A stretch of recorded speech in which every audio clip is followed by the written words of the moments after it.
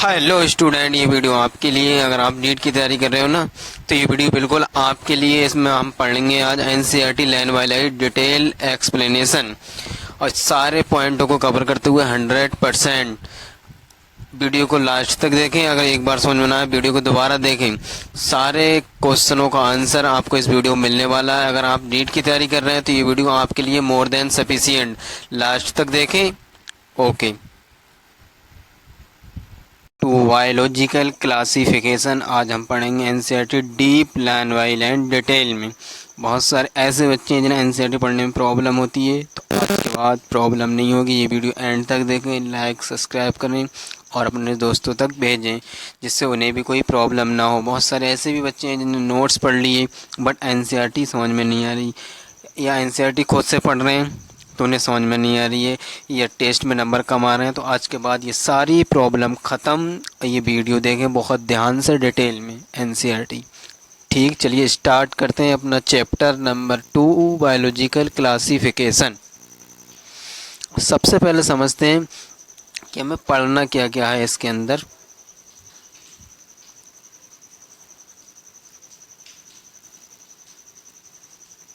सबसे पहले हमको पढ़ना है किंगडम मोनेरा, और सेकंड नंबर पर पढ़ना है किंगडम नंबर 2 किंगडम प्रोटिस्टा, फिर किंगडम फंजाई और किंगडम प्लांटी, और 5वां नंबर किंगडम एनिमेलिया। और छठे नंबर पर पढ़ना है जिन्हें कोई किंगडम में कोई स्पेस नहीं दिया गया, किंगडम में कोई जगह नहीं दी गई, उन्हें पढ़ना है वायरस, बायोराइड्स एंड लाइकेन। इन सभी टॉपिक को हम डिटेल में समझेंगे कि मोनेरा की डिटेल करैक्टरिस्टिक, हैबिटेट, रिप्रोडक्शन, इन सभी चीज़ों को हर एक किंगडम के बारे में समझेंगे। चलिए स्टार्ट करते हैं अपना चैप्टर। सिंस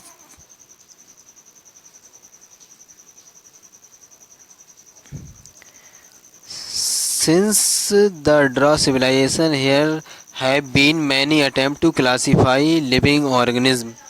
सिविलाइजेशन के टाइम से ही लिविंग ऑर्गेनिज्म को क्लासीफाई करने के लिए बहुत सारी कोशिशें, कई सारी अटैम्प्ट की गई सिविलाइजेशन के टाइम से ही। It was done intensively, not using criteria that were scientific but वन out of need to use organism for our own use. But जो पहले के समय जो कई सारी कोशिश की गई थी, इसमें कोई साइंटिफिक क्राइटेरिया यूज़ नहीं किया गया ऑर्गेनिज्म को क्लासिफाई करने के लिए। केवल अपनी आवश्यकताओं के अनुसार ही ह्यूमन ने ऑर्गेनिज्म को क्लासिफाई किया। कौन कौन सी ज़रूरतों के हिसाब से? सबसे पहला फूड, खाना, शेल्टर, क्लॉथिंग, रोटी, कपड़ा, मकान। इन 3 चीज़ों के बेस पर ऑर्गेनिज्म को डिवाइड किया साइंटिस्टों ने, ह्यूमन ने, बट कोई साइंटिफिक क्राइटेरिया यूज़ नहीं किया। Aristotle was earliest to attempt to a more scientific basis for classification. Aristotle नाम का जो साइंटिस्ट था, वैज्ञानिक था, वो पहला ऐसा वैज्ञानिक था जिसने क्लासिफिकेशन किया जब ऑर्गेनिज्म का, तो साइंटिफिक बेसिस को अपनाया, साइंटिफिक बेसिस के हिसाब से ऑर्गेनिज्म को क्लासिफाई किया। He use to simple morphological character to classify plant into tree, shrubs, herbs. और इन्होंने प्लांट के सिंपल मॉर्फोलॉजी करैक्टर को देखकर, बाहर की मॉर्फोलॉजी को देखकर, मॉर्फोलॉजी का मतलब उनके कलर, कहाँ पर पाए जाते हैं, हैबिटेट, नंबर, लीव्स, इन सभी को देखकर प्लांट को 3 कैटेगरी में डिवाइड कर दिया, ट्री में, सर्ब्स में और हर्ब्स में। ही also divides animals into 2 groups में, और एनिमल्स को भी 2 ग्रुप में डिवाइड कर दिया, 2 ग्रुप में अलग अलग एनिमल को बांट दिया। किस बेसिस पर? Who which had read blood and these that did not. एक ऐसे एनिमल जिनके अंदर रेड ब्लड सेल पाई जाती हैं, और एक ऐसे जिनके अंदर रेड ब्लड सेल नहीं पाई जाती हैं। इन 2 ग्रुप में एनिमल को डिवाइड कर दिया, और प्लांट्स को, मतलब जो प्लांट्स को क्लासिफाई किया ट्री, हर्ब और सर्ब्स, इन 3 कैटेगरी में। Linnaeus time 2 kingdom system of classification with Plantae and Animalia kingdom was developed that include all plant and animal respectively. अब आया अगला साइंटिस्ट लीनियस। लीनियस के टाइम जो टू लीनियस ने अपना टू किंगडम क्लासिफिकेशन दिया, एक प्लांटी एंड एक एनिमेलिया। प्लांटी के अंदर सारे प्लांट रख दिए प्लांटी किंगडम के अंदर ही, और जो एनिमेलिया किंगडम था उसके अंदर सारे एनिमल रख दिए किंगडम एनिमेलिया के अंदर। This system did not distinguish between eukaryote and prokaryote. और ये क्लासिफिकेशन सिस्टम था जो लीनियस का, इन्होंने प्रोकैरियोट और यूकैरियोट ऑर्गेनिम्स को डिवाइड अलग अलग नहीं कर पाए। Unicellular and multicellular organism and photosynthetic green algae and non photosynthetic fungi organism, ये तीन चीज़ों को अलग नहीं कर पाए। मतलब पहला यूकैरियोटिक एंड प्रोकैरियोटिक को अलग नहीं कर पाए। नंबर 2 यूनिसेलुलर ऑर्गेनिज्म या मल्टीसेलुलर ऑर्गेनिज्म है, इस बात को भी ना बता पाए। और फोटोसिंथेटिक, ये अपना भोजन खुद बनाते हैं जैसे ग्रीन प्लांट, या नॉन फोटोसिंथेटिक है जैसे फंजाई, ये अपना भोजन खुद नहीं बना पाते। इन सभी चीज़ों को लीनियस नहीं बता पाए। Classification of organs into plant and animals was easily done and was easy to understand, but a large number of organisms did not fall into either criteria। मतलब इस दो किंगडम में जो क्लासिफिकेशन था एनिमेलिया एंड प्लांटी, इन दो kingdom में हमने animal को डिवाइड तो कर दिया, प्लांट को भी डिवाइड कर दिया, बट कुछ ऐसे भी ऑर्गेनिज्म थे जो इन दोनों में नहीं आए। इन दोनों में से किसी किंगडम को उनने फॉलो नहीं किया, वो ना तो एनिमेलिया में आए ना प्लांटी में आए, अलग ही रहे। हेंस टू किंगडम क्लासिफिकेशन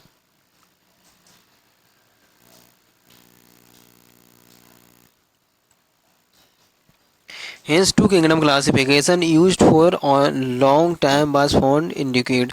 इसलिए बहुत लंबे समय तक जो टू किंगडम क्लासिफिकेशन था यही चलता रहा। Besides gross morphology a need was also felt including other characteristic like जैसे cell structure, nature of wall, mode of nutrition, habitat, method of reproduction, evolutionary relationship etc.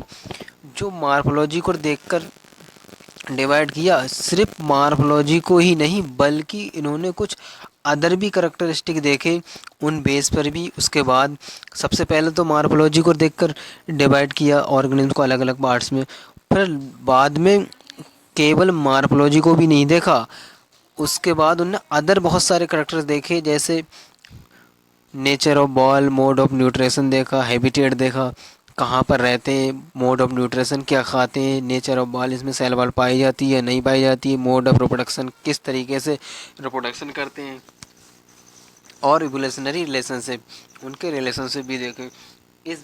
इस base पर organism को divide किया। जैसे जैसे development होता गया, जैसे नॉलेज का डेवलपमेंट होता गया, वैसे वैसे और भी करैक्टर देखते गए। Classification system for living organisms have hence undergo several changes over the time। जो क्लासिफिकेशन सिस्टम है इसमें टाइम के साथ चेंजेस भी आते रहते हैं। जैसे कि पहले सिर्फ ओनली मार्फोलॉजी को देखकर ऑर्गेनिज्म को डिवाइड कर दिया, उसके बाद चेंजेस आए, डेवलपमेंट हुआ कुछ हमारी नॉलेज में, उसके बाद उनने मार्फोलॉजी के साथ साथ और सारे भी करैक्टर देखे, जैसे नेचर ऑफ बॉल भी देखी, किस तरीके की बॉल पाई जाती है, रिप्रोडक्शन कैसे करते हैं, कहाँ पर रहते हैं, न्यूट्रिशन क्या खाते हैं फूड में, ये सभी को देखा। ऐसे चेंजेस होते गए टाइम के साथ। Through the plant and animal kingdom have been constant under all different system. The understanding of what group organism we including under this kingdom have been changing. अब जो किंगडम थे, जो प्लांटी एंड एनिमेलिया, ये constant थे, बहुत लंबे समय तक कांस्टेंट बने रहे, इनमें कोई छेड़छाड़ नहीं है, और इनके अंदर भी और जो बहुत सारे किंगडम आए छोटे छोटे वो भी कांस्टेंट बने रहे इन्हीं की सहायता से। The number and nature of other kingdom have also been understand differently by different scientist over the time.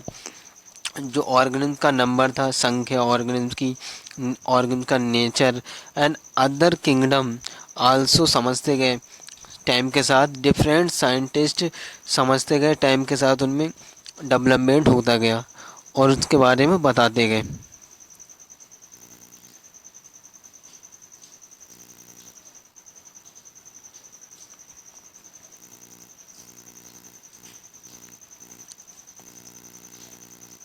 अब जो नेक्स्ट साइंटिस्ट आते हैं वो R.H. Whittaker. R.H. Whittaker 1969 proposed five kingdom classification. The kingdom in defined by him are named Monera, Protista, Fungi, Plantae, Animalia. अब जो अगले scientist थे R.H. Whittaker, इन्होंने अपना प्रपोज किया था एक 5 किंगडम क्लासिफिकेशन 1969 में।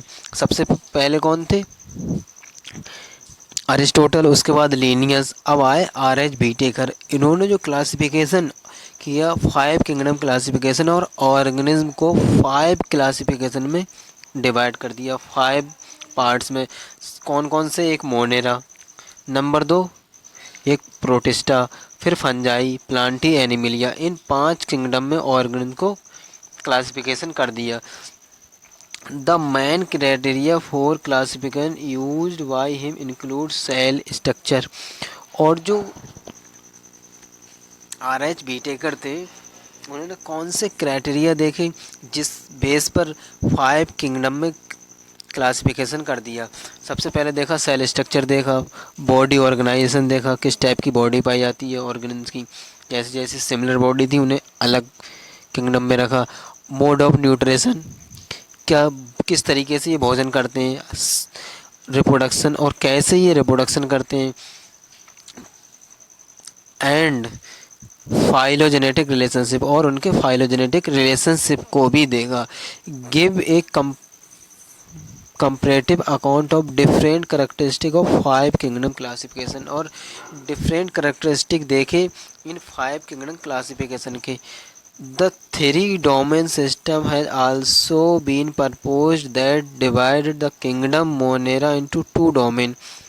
अब जो 3 डोमेन सिस्टम दिया इसके बाद, इसमें 3 डोमेन सिस्टम दिया, इसमें एक डोमेन जो एक किंगडम था उसे डिवाइड कर दिया 2 डोमेन में।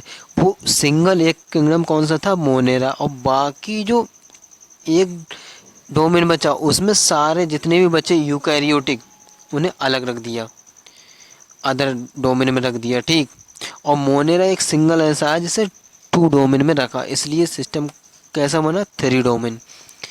Leaving the remaining eukaryotic kingdom is in the 3rd domain and there by the 6 kingdom classification. और जो बचे हुए जितने यूकैरियोटिक ऑर्गेनिज्म थे उन सभी को एक 3rd वाले डोमेन में रख दिया, इसलिए बन गया 6 kingdom classification. You will learn about this system in detail higher class में। और जो 6 किंगडम क्लासिफिकेशन सिस्टम था इसके बारे में हम हायर क्लास में जानेंगे। अभी हमारे एनसीईआरटी में सिर्फ और सिर्फ 5 किंगडम क्लासिफिकेशन दिया है, सिर्फ 5 किंगडम क्लासिफिकेशन के बारे में जानना है। और जो 6 किंगडम क्लासिफिकेशन है इसकी डिटेल हायर क्लास में जानेंगे। Let us look at the 5 kingdom classification to understand the issues and consideration that influence the classification system। अब हम 5 किंगडम क्लासिफिकेशन सिस्टम के बारे में समझते हैं और इसकी प्रॉब्लम को समझते हैं, कौन कौन सी प्रॉब्लम इसको प्रभावित करती हैं, इस पर प्रभाव डालती हैं 5 किंगडम क्लासिफिकेशन सिस्टम पे। द अर्लियर, जो पहले का क्लासिफिकेशन सिस्टम था, include bacteria, blue green algae, fungi, mosses, fern, gymnosperm and angiosperm under the planting. जो पहले का क्लासिफिकेशन सिस्टम था उसमें blue green algae, fungi, mosses और जिम्नोस्पर्म, फर्न, एंजियोस्पर्म, इन सभी को हमने एक किंगडम प्लांटी के अंदर ही रखा था।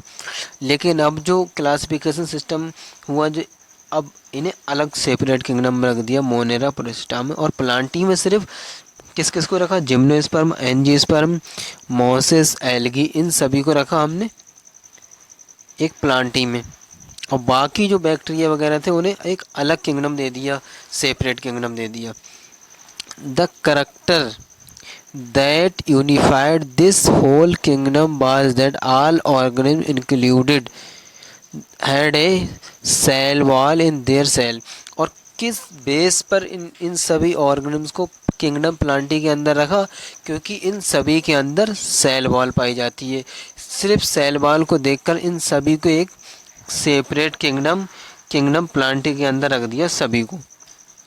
This place together group in which widely different in other characteristic. But लेकिन इनमें अदर करेक्टर थे वो बहुत ज़्यादा डिफरेंट भी थे। अब इनकी और किस बेस पर रख दिया, क्योंकि इनके अंदर सेल वॉल पाई जाती है, इस बेस पर इन्हें अंडर प्लांटी रख दिया, प्लांटी के अंदर रख दिया। लेकिन इनमें अदर जो करेक्टर थे वो बहुत अलग भी पाए जाते थे। It broth together the prokaryotic bacteria and the blue green algae cyanobacteria with together with eukaryote. जो पहले का क्लासिफिकेशन सिस्टम था उसमें प्रोकैरियोट और यूकैरियोट को एक ही में रख दिया था। जैसे डिस्ट्रीब्यूट अलग अलग नहीं कर पाए तो उनने जैसे ब्लू ग्रीन एल्गी और अदर जैसे ब्लू ग्रीन एल्गी प्रोकैरियोट और अदर जैसे ग्रुप हैं यूकैरियोट के, उन सभी को एक ही किंगडम में रख दिया, एक साथ रख दिया।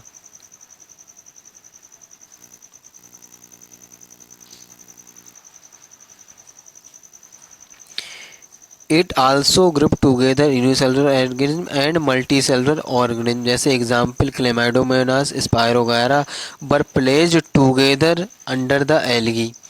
जैसे पहले बताया था यूनिसेलुलर एंड मल्टीसेलुलर को अलग अलग नहीं कर पाए तो उन्होंने यूनिसेलुलर और मल्टीसेलुलर ऑर्गेनिज्म दोनों को एक ही ग्रुप में रख दिया। जैसे क्लेमाइडोमोनास है, स्पायरोगायरा है, प्लेस्ड अंडर द एल्गी के अंदर रख दिया इन सभी को। The classification did not differentiate between heterotrophic group fungi and autotrophic green plant, though they also show characteristic different in their ball composition। अब जैसे इन्होंने ऑटोट्रोपिक एंड हेटरोट्रोपिक के बारे में भी ना बता पाए पहले। इन्होंने जैसे फंजाई जो हेटरोट्रोपिक है और ऑटोट्रोपिक ग्रीन प्लांट है, इन सभी को एक ही ग्रुप में रख दिया। बट बाद में इन्हें पता चला कि इनके सेल वॉल में भी डिफरेंस पाया जाता है। इनमें सेल वॉल भी अलग अलग पाई जाती है। जैसे फंजाई उसमें काइटिन की सेल वॉल पाई जाती है और प्लांट के अंदर सेलुलोज की सेल वॉल पाई जाती है। इन्हें बाद में पता चला, पहले इन्होंने सब एक ही में रख दिया था। जैसे द फंजाई और काइटिन, जो फंजाई की सेल वॉल होती है काइटिन की बनी होती है।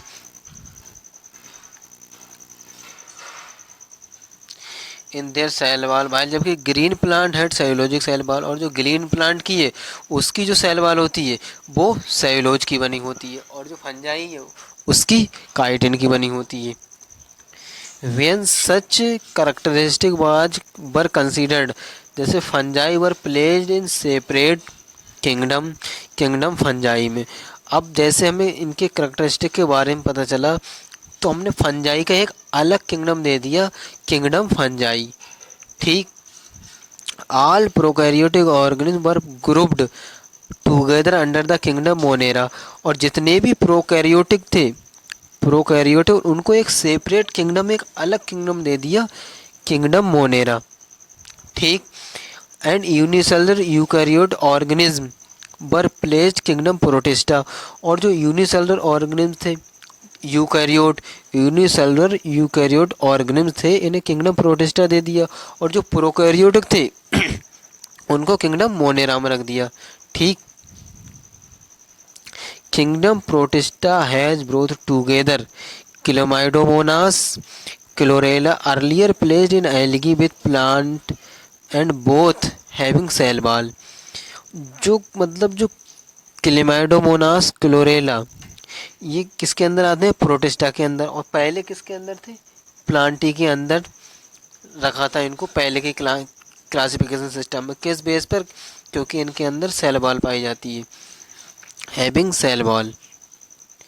The Paramecium and Amoeba were placed earlier animal kingdom में, लैक ऑफ सेल वॉल। और जो पैरामीशियम, अमीबा, इन सभी को एनिमल किंगडम के अंदर रखा था। किस बेस पर, क्योंकि इनके अंदर सेल वॉल नहीं पाई जाती है। It has put together organism which in earlier classification were placed different kingdom. अब जे पहले का जो क्लासिफिकेशन सिस्टम था इनको हमने डिफरेंट किंगडम, अलग अलग किंगडम को एक ही किंगडम में रख दिया था। This happened because the criteria for classification change. अब जो क्लासिफिकेशन था, जो क्लासिफिकेशन का जो क्राइटेरिया था वो समय के साथ चेंजेस होता रहा, उसमें डेवलपमेंट होता गया। This kind of change will take place future too depending upon the improvement in over understanding of characteristic and evolutionary relationship. अब जो जो आगे के चेंजेस हैं, जो हमारी इम्प्रूवमेंट, कितना हमने इम्प्रूवमेंट करा इस फील्ड में, कितनी हमने अंडरस्टैंडिंग, कितने अच्छे से समझा इनको, उसके उस पर डिपेंड करेगा कि हम कितने और डिटेल में इन क्लासिफिकेशन को कैटेगराइज या डिवाइड करते हैं। Over time an attempt has been made to evolve classification system which reflect not only morphological, जो टाइम के साथ केवल मार्फोलॉजी ही ऑर्गन्स की हमें प्रभावित नहीं करती, रिफ्लेक्ट नहीं करती, बल्कि physiological, reproductive similarities, but also phylogenetic, ये सभी भी हमको इन रिफ्लेक्ट करती हैं, मतलब प्रभावित करती हैं। और ये किस पर बेस्ड है? Evolutionary relationship. ये सभी इवोल्यूशनरी रिलेशनशिप पर बेस्ड हैं। In this chapter will study characteristic of kingdom Monera Plantae fungi, जो व्हिटेकर सिस्टम ऑफ क्लासिफिकेशन। इस चैप्टर में हम डिटेल में सिर्फ 3 किंगडम को पढ़ने वाले हैं, kingdom Monera, kingdom protista, kingdom fungi, और कुछ वायरस पैरासाइट्स के बारे में पढ़ने वाले हैं, जिन्हें कोई वायरस वगैरह को किंगडम में कोई प्लेस नहीं दिया, कोई स्थान नहीं दिया गया। और बाकी जो किंगडम एनिमेलिया, इसको नेक्स्ट चैप्टर डिटेल में पढ़ेंगे। और किंगडम जो प्लांटी है, इसका भी एक सेपरेट चैप्टर है। ठीक, अब स्टार्ट करते हैं हम अपना किंगडम मोनेरा। अब इसे समझते हैं डिटेल में कि किंगडम मोनेरा क्या है, क्या इसके फीचर हैं। ठीक,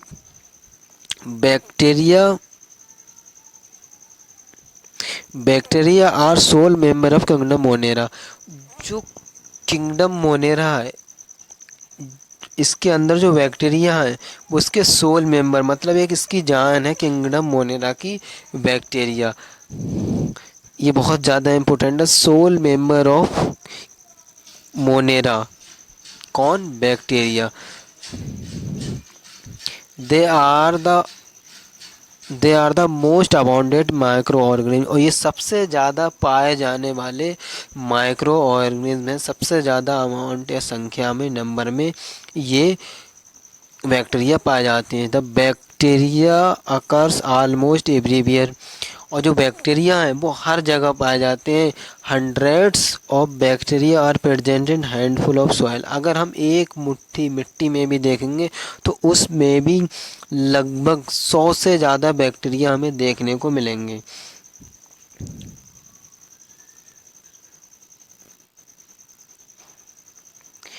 दे also live in extreme habitat such जैसे हॉट स्प्रिंग, मतलब ये बैक्टीरिया हैं एक्सट्रीम हैबिटेट, ऐसे हैबिटेट में भी रहते हैं जहाँ पर अदर ऑर्गेनिज्म को जीवित रहना असंभव है, जो वहाँ पर भी पाए जाते हैं, हर जगह पाए जाते हैं। मतलब बहुत ज़्यादा हार्ड, जहाँ पर जीवन असंभव है वहाँ पर भी ये पाए जाते हैं अदर ऑर्गेनिज्म के लिए। जैसे हॉट स्प्रिंग, गर्म झरनों में, डेजर्ट मरुस्थल में, रेगिस्तान में, स्नो ऑफ डीप ओशियन, और समुद्र की गहराइयों में भी पाए जाते हैं। बर very few other like can survive, जहाँ पर अदर ऑर्गेनिज्म का रहना बहुत मुश्किल है, ये वहाँ पर भी पाए जाते हैं। जैसे hot spring, desert, snow of deep ocean. ठीक, many of them live in or other organism as parasite, और कुछ ऐसे भी हैं जो अदर ऑर्गेनिज्म पर पैरासाइट के रूप में रहते हैं, जो डिजीज़ कॉज भी करते हैं। Bacteria are grouped under the 4 category based on the their shape, और जो बैक्टीरिया उसे हमने इनकी शेप के अकॉर्डिंग 4 कैटेगरी में डिवाइड कर दिया। वो कौन कौन सी? सबसे पहला स्पाइरल कोकाई, मतलब गोल शेप के होते हैं जी। साथ साथ इनके डायग्राम को भी देखते चलते हैं।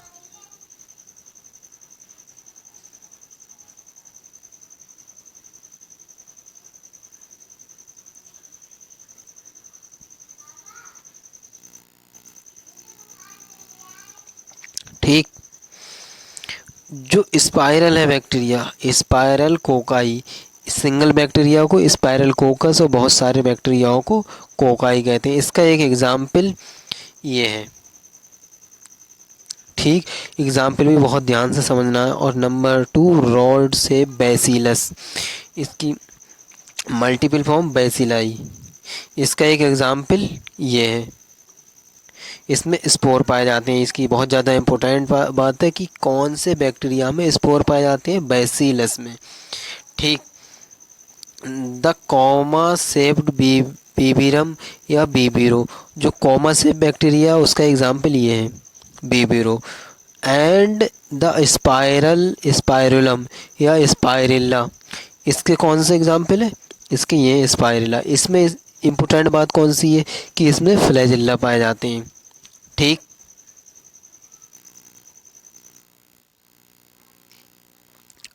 अब ये किंगडम मोनेरा है, इसे 2 पार्ट में डिवाइड किया गया, archaebacteria and eubacteria. इन दोनों को ही पढ़ना है। सबसे पहले पहले इसको ही डिटेल में पढ़ते हैं। कुछ रह गया इसका पार्ट्स किंगडम मोनेरा का। Through the bacteria survive very simple, जो बैक्टीरिया का जो स्ट्रक्चर होता है बहुत ज़्यादा सिंपल होता है, बट बिहेवियर कम्प्लेक्स होता है। They are very complex behaviour. ठीक, मतलब इनका जो स्ट्रक्चर है, जैसे आपने देखा, बहुत सिंपल है, मतलब इनका बिहेवियर है जो बहुत ज़्यादा कम्प्लेक्स है compare to many other organism की तुलना में इनका बिहेवियर ज़्यादा कम्प्लेक्स है। Bacteria as a group show most extreme metabolic diversity, और जो बैक्टीरिया हैं बहुत ज़्यादा मोस्ट एक्सट्रीम, बहुत ज़्यादा हार्ड मेटाबॉलिक डाइवर्सिटी पाई जाती है। बहुत ज़्यादा एनर्जी को एब्जॉर्ब करते हैं और बहुत ज़्यादा एनर्जी लॉस भी करते हैं अदर ऑर्गेनिज्म की कंपेयर में। ठीक, समझ में आ रहा है सब? लाइक करना ना भूलें, सब्सक्राइब भी करें चैनल को। इसी चैनल पर आपको और भी बहुत सारी इम्पोर्टेंट सारी चैप्टर की डिटेल वीडियो भी मिलेंगी। Some of the bacteria are autotrophic, कुछ ऐसे बैक्टीरिया होते हैं जो अपना भोजन स्वयं बनाते हैं, खुद बना लेते हैं फोटोसिंथेसिस के द्वारा, सनलाइट से, तो उन्हें ऑटोट्रोपिक कहते हैं। They synthesise their own food from inorganic substance, ये अपने भोजन को खुद बनाते हैं इनऑर्गेनिक सबस्टेंस। ठीक, इनऑर्गेनिक सबस्टेंस को अपनी सेल के अंदर ऑर्गेनिक सबस्टेंस में खुद बदल लेते हैं, इससे अपना भोजन प्राप्त करते हैं। दे में बी फोटोसिंथेटिक ऑटोट्रोपिक और कीमोसिंथेटिक ऑटोट्रोपिक। ठीक, ये फोटोसिंथेटिक ऑटोट्रोपिक भी होती हैं, सनलाइट से भी अपना भोजन बना सकते हैं, और कीमोसिंथेटिक ऑटोट्रोप भी हो सकते हैं, केमिकल्स के द्वारा अपना भोजन भी बना सकते हैं। जैसे कुछ केमिकल्स हैं जिनकी इनऑर्गेनिक फॉर्म में और अपने सेल के अंदर ऑर्गेनिक फॉर्म में चेंज कर लेते हैं उन्हें, और उनसे एनर्जी प्राप्त करते हैं। The vast majority of bacteria are heterotropic, और मतलब ज़्यादातर जो बैक्टीरिया होते हैं, वास्ट मेजॉरिटी ऑफ बैक्टीरिया वो हेटरोट्रोपिक ही होते हैं। They depends on other organism और डाइट ऑर्गेनिक मैटर, और ये अदर ऑर्गेनिज्म छोटे छोटे ऑर्गेनिज्म या बड़े ऑर्गेनिज्म पर डिपेंड्स होते हैं, और सड़े गले या मरी हुई मैटर, मरी हुई जैसे कुछ कोई ऑर्गेनिज्म या कोई जानवर जैसे ख़त्म हो जाए, या सड़ी गली चीज़ों पर भी डिपेंड रहते हैं अपने भोजन के लिए। अब इसका जो फर्स्ट पार्ट है आर्की बैक्टीरिया, वो पढ़ते हैं।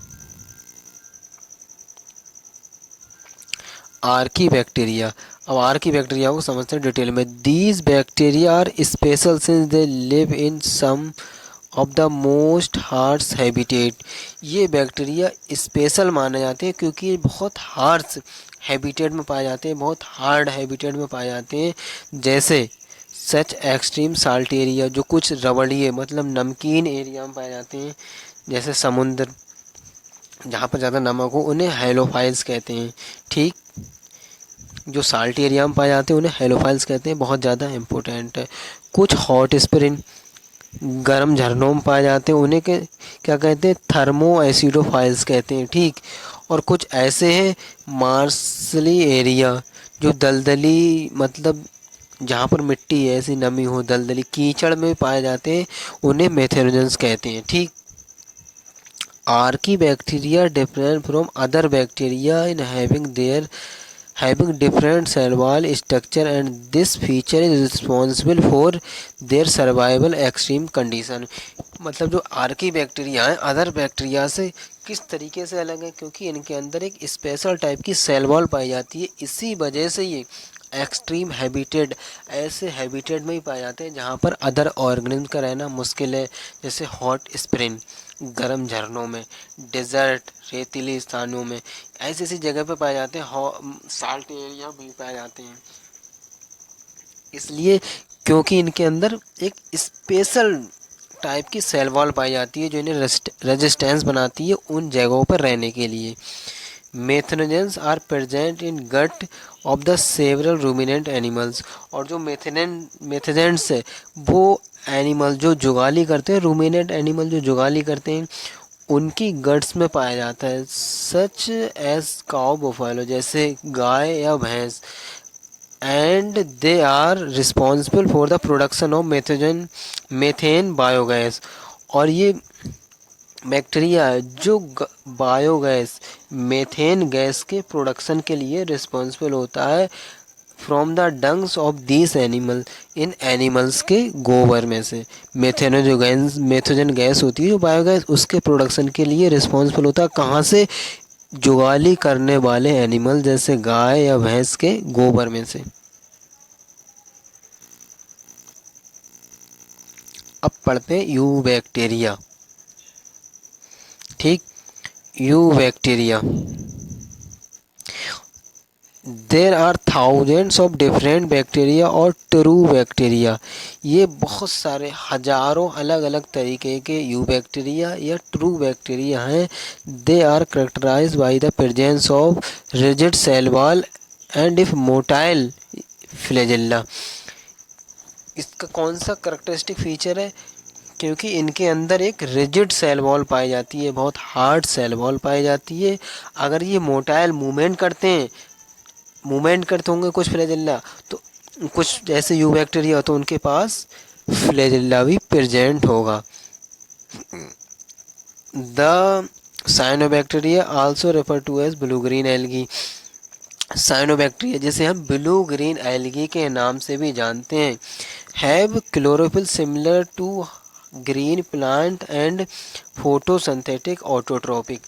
मतलब जो साइनोबैक्टीरिया है इसके अंदर क्लोरोफिल ए पाया जाता है, जो हाइयर प्लांट जो अपना भोजन स्वयं बनाते हैं ऑटोट्रोपिक होते हैं, उनकी तरह इसमें क्लोरोफिल ए पिगमेंट पाया जाता है, इसलिए अपना ये भोजन स्वयं बना लेता है। ऑटोट्रोपिक फोटो ऑटोट्रोपिक टाइप का मोड ऑफ न्यूट्रिशन पाया जाता है इसके अंदर।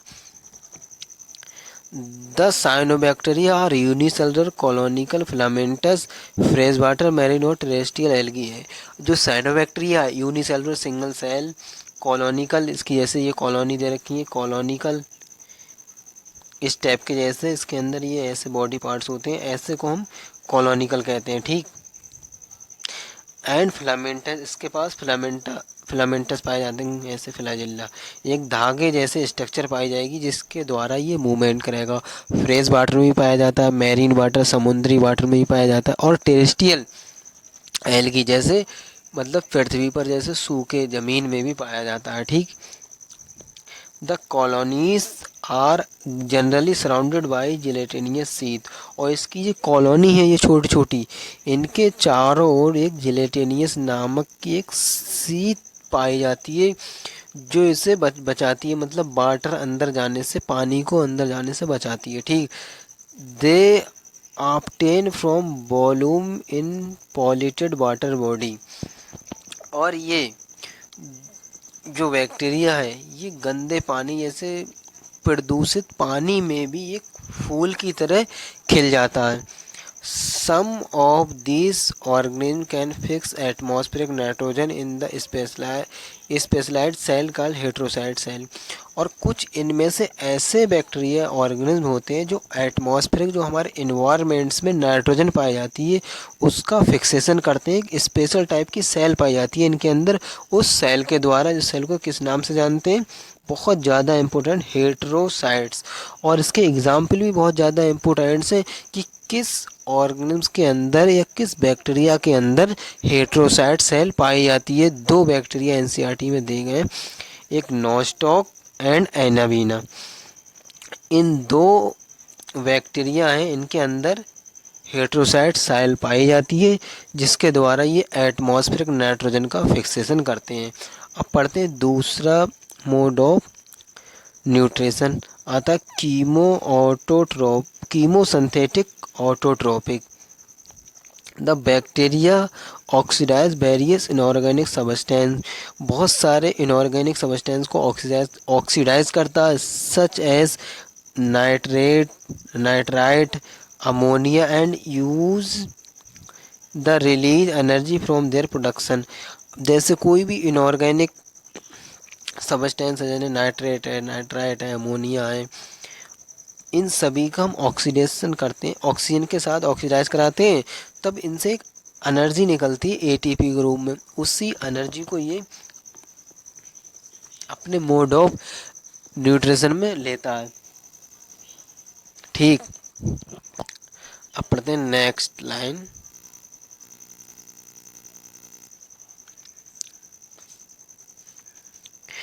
दे play a great role in recycling nutrient like जैसे नाइट्रोजन, फास्फोरस, आयरन, सल्फर।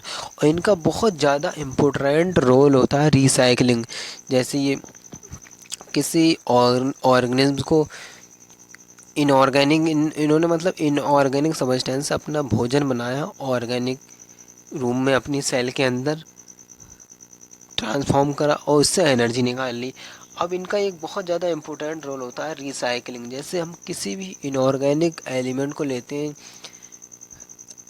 कोई भी इनऑर्गेनिक एलिमेंट लिया तो ये वो एलिमेंट जैसे ख़राब हो गया तो उसे सैप्रोफाइट्स के रूप में इन्हें डीकम्पोज करते हैं ये, और छोटे छोटे भाग में करते हैं और दोबारा उसे इनऑर्गेनिक सब्सटेंस में या एलिमेंट्स में बदल देते हैं। इनका रिसाइकलिंग में बहुत ज़्यादा इम्पोर्टेंट होता है, जैसे नाइट्रोजन, फास्फोरस, आयरन और सल्फर।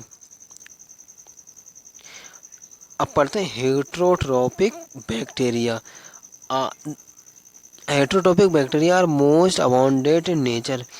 जो नेचर में सबसे ज़्यादा पाए जाने वाले बैक्टीरिया होते हैं वो हेट्रोट्रोपिक होते हैं। The majority are important decomposer, और ज़्यादातर डीकम्पोजर होते हैं ये, मतलब छोटे सड़ी गली हुई जो चीज़ें हैं, डेड ऑर्गेनिज्म है, इन्हें डीकम्पोज करते हैं, छोटे छोटे टुकड़ों में तोड़ देते हैं। Many of them have significant impact on human affairs. और कुछ ऐसे बैक्टीरिया हैं जो ह्यूमंस के लिए लाभदायक होते हैं, उसके मामलों में फ़ायदा करते हैं। They are helpful making curd from milk, और ये बहुत ज़्यादा हेल्पफुल होते हैं। जो मतलब जो मिल्क से, दूध से दही बनता है, ये भी बैक्टीरिया की ही देन है। लैक्टोबैसिलस बैक्टीरिया होता है। लैक्टोबैसिलस बैक्टीरिया वो बैक्टीरिया मिल्क को कर्ड में बदल देता है। ये भी एक बैक्टीरिया जो ह्यूमन के लिए इम्पोर्टेंट से मतलब फ़ायदा करता है, फ़ायदेमंद है। ठीक, प्रोडक्शन ऑफ एंटीबायोटिक्स, और कुछ ऐसे हैं जो एंटीबायोटिक्स का प्रोडक्शन होता है कुछ बैक्टीरिया से, जो हमारी बीमारी में हम बीमार पड़ जाते हैं तो एंटीबायोटिक्स लेते हैं ठीक होने के लिए। ठीक, फिक्सिंग नाइट्रोजन इन लेग्यूम, और नाइट्रोजन का फिक्सेशन जो मतलब दाल के प्लांट से कोई या फली वाले प्लांट्स में नाइट्रोजन का फिक्सेशन भी करते हैं। अब ये एक एग्जाम्पल है, इसे भी समझ लेते हैं। Filamentous like blue green algae, जैसे नॉस्टॉक का ये एक एग्जाम्पल दे रखा है। इसमें ये कवरिंग है, आउटर कवरिंग, जो आउटर कवरिंग है ये जेलेटिनियस की कोटिंग है, ये ऐसी। ठीक, और इसे म्यूसिलेजिनस सीथ के नाम से जाना। और इसके अंदर सेल पाई जाती हैं, हेट्रोसाइट सेल पाई जाती हैं जो नाइट्रोजन का, एटमॉस्फेरिक नाइट्रोजन का फिक्सेशन भी करती हैं।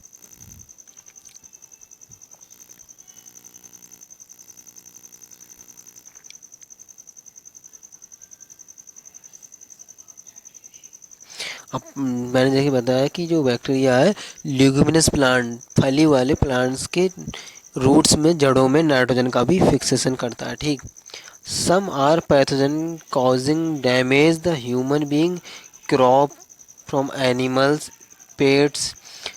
और कुछ ऐसे बैक्टीरिया होते हैं जो ह्यूमन बीइंग के लिए पैथोजन मतलब बीमारी करते हैं, जैसे फॉर्म एनिमल्स, जो एनिमल्स हैं या फॉर्म के एनिमल्स हैं, फसलें हैं हमारी, ये पालतू जानवर हैं, इन सभी को बीमारी करते हैं। कौन कौन सी बीमारी करते हैं?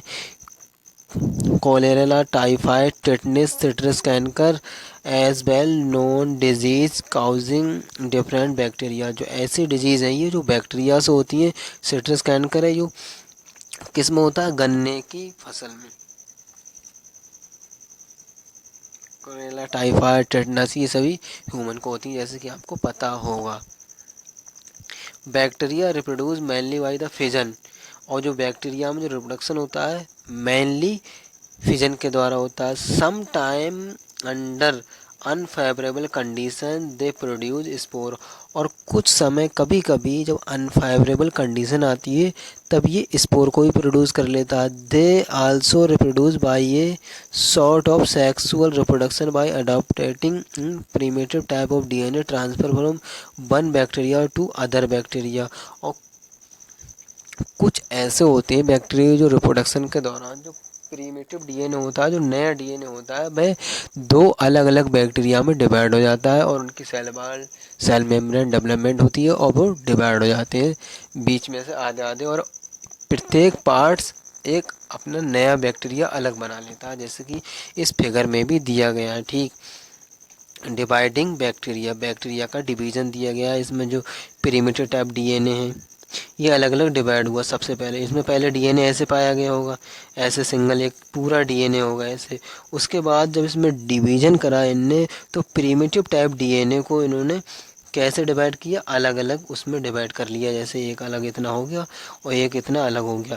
यहाँ से जो ऐसे डिवीजन हो जाएगा, ये एक बैक्टीरिया अलग बनाएगा, ये एक बैक्टीरिया अलग बनाएगा। ये फर्स्ट, ये टू, इसमें ये डीएनए है, इसकी अंदर वाली है जो सेल मेम्ब्रेन है, और वो आउटर वो सेल वॉल है। ठीक,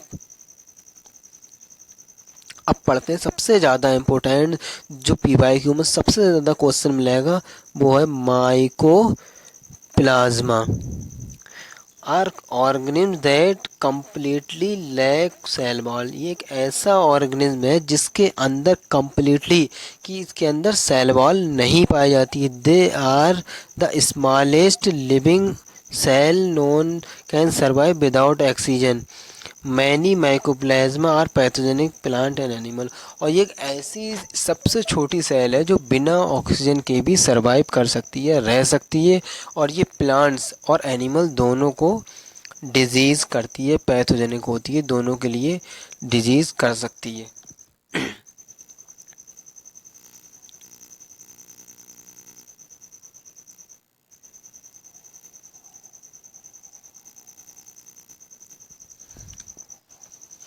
अब जो अपना नेक्स्ट किंगडम है, किंगडम प्रोटिस्टा। अब किंगडम प्रोटिस्टा पढ़ते हैं। किंगडम प्रोटिस्टा हमने मोनेरा पढ़ लिया, अब पढ़ते हैं नेक्स्ट किंगडम अपना Protista. All single cell eukaryotic are placed under the Protista. जितने भी सिंगल सेल यूकैरियोट्स हैं उनको हमने अंडर प्रोटिस्टा के अंदर रखा, और जो प्रोकैरियोट थे उनको हमने किसके अंदर रखा? मोनेरा के अंदर। ठीक, but the boundaries of this kingdom are not well defined. और लेकिन इस किंगडम की कोई बाउंड्री नहीं है, कोई ऐसी बाउंड्री, लिमिटेड बाउंड्री नहीं है कि इतने ऑर्गेनिज्म आते हैं इस किंगडम के अंदर। अभी तक इसकी कोई बाउंड्री डिफाइंड नहीं हुई। But may be a photosynthetic protistan to a one biologist may be plant to other. ये ही जो प्रोटिस्टा है, एक प्रोटिस्टा जो प्रोटिस्टा है फोटोसिंथेटिक प्रोटिस्टन हो सकता है एक बायोलॉजिस्ट के लिए, और वो ही फोटोसिंथेटिक प्रोटिस्टन दूसरे बायोलॉजिस्ट के लिए प्लांट भी हो सकता है।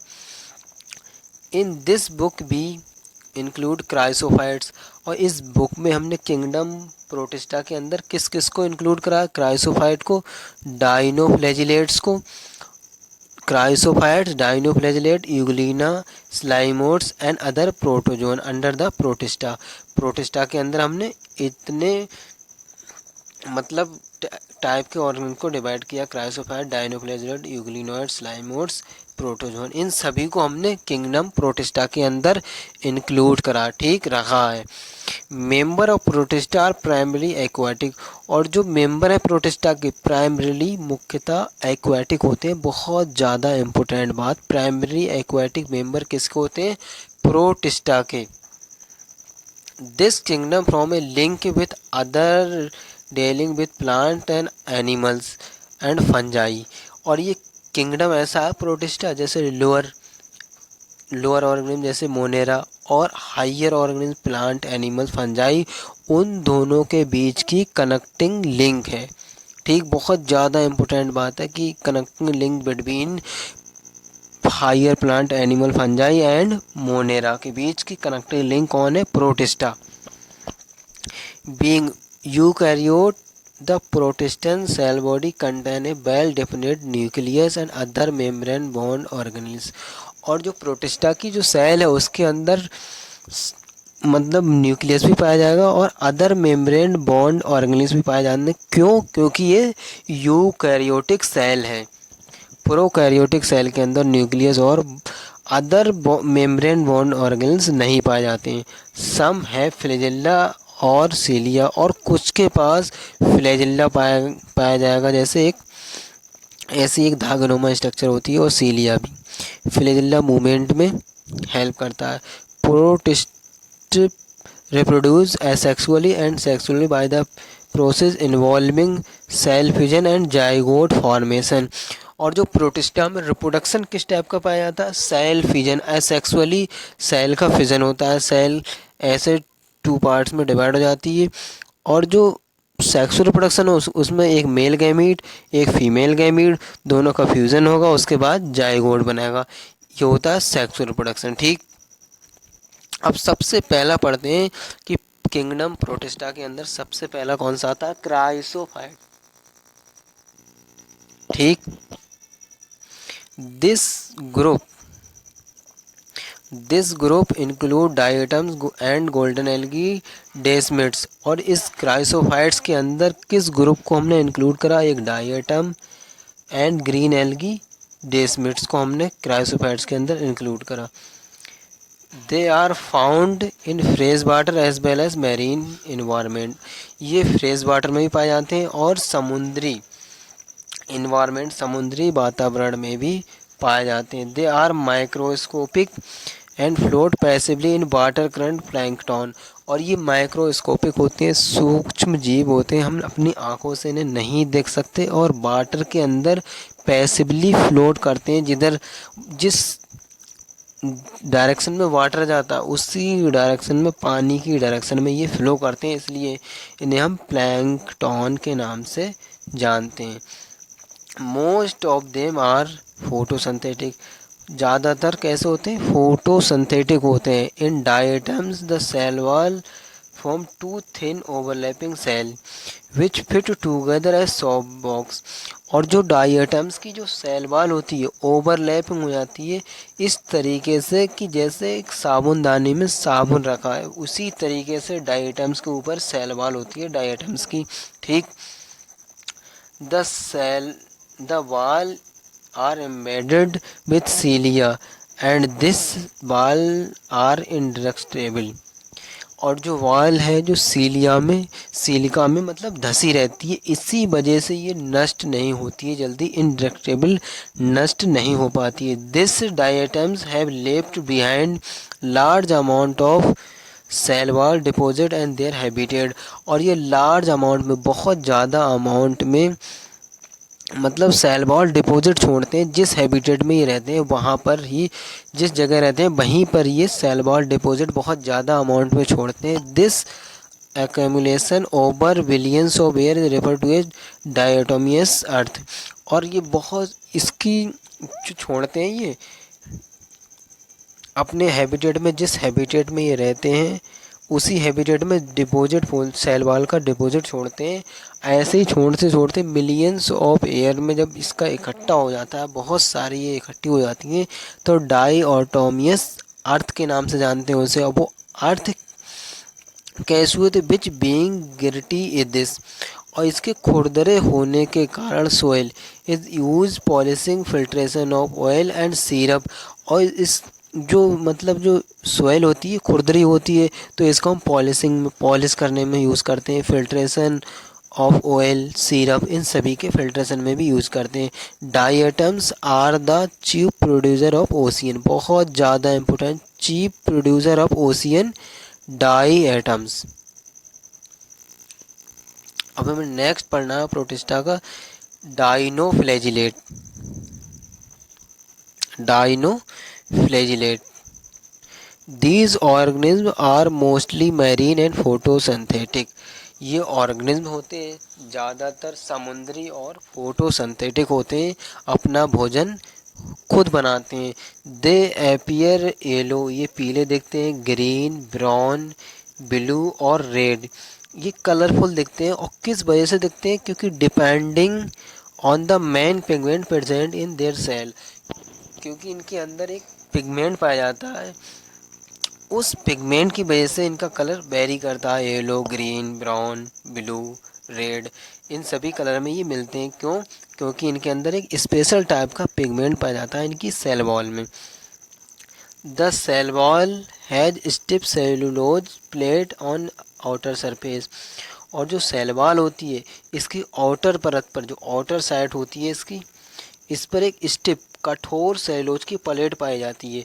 Most of them have two flagella, और ज़्यादातर में टू फ्लैजेला पाए जाते हैं। वन लाइज लॉन्गिट्यूडनली, एक लॉन्गिट्यूडनली लाया जाएगा ऐसे लंबा लंबा, and the other transversely furrow between the wall plates, और एक ट्रांसवर्सली होगा ऐसे, ट्रांसफर टाइप का होगा ऐसे, और दूसरा लॉन्गिट्यूडनली। ठीक, अब इसका एक एग्जाम्पल है डाइनोफ्लैजिलेट, रेड डाइनोफ्लैजिलेट, इसका एग्जाम्पल है गोनाइकोलैक्स। ठीक, अंडरगो सच रैपिड मल्टीप्लिकेशन, और ये बहुत ज़्यादा रैपिड, बहुत जल्दी जल्दी मल्टीप्लिकेशन करता है। And they make the sea appear red types, इसलिए कभी कभी हमें समुंदर रेड कलर का दिखता है, लाल टाइप का।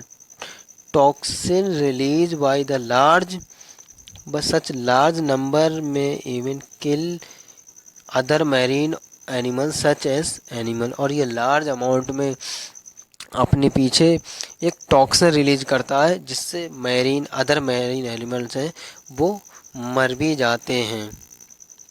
अब जो अपना नेक्स्ट है वो है euglenoids. Majority of them are fresh water organism found in stand water, जो ज़्यादातर फ्रेश वाटर में पाए जाने वाले ऑर्गेनिज्म होते हैं, और ये ठहरे हुए पानी में पाए जाते हैं, बहते पानी में नहीं पाए जाते हैं।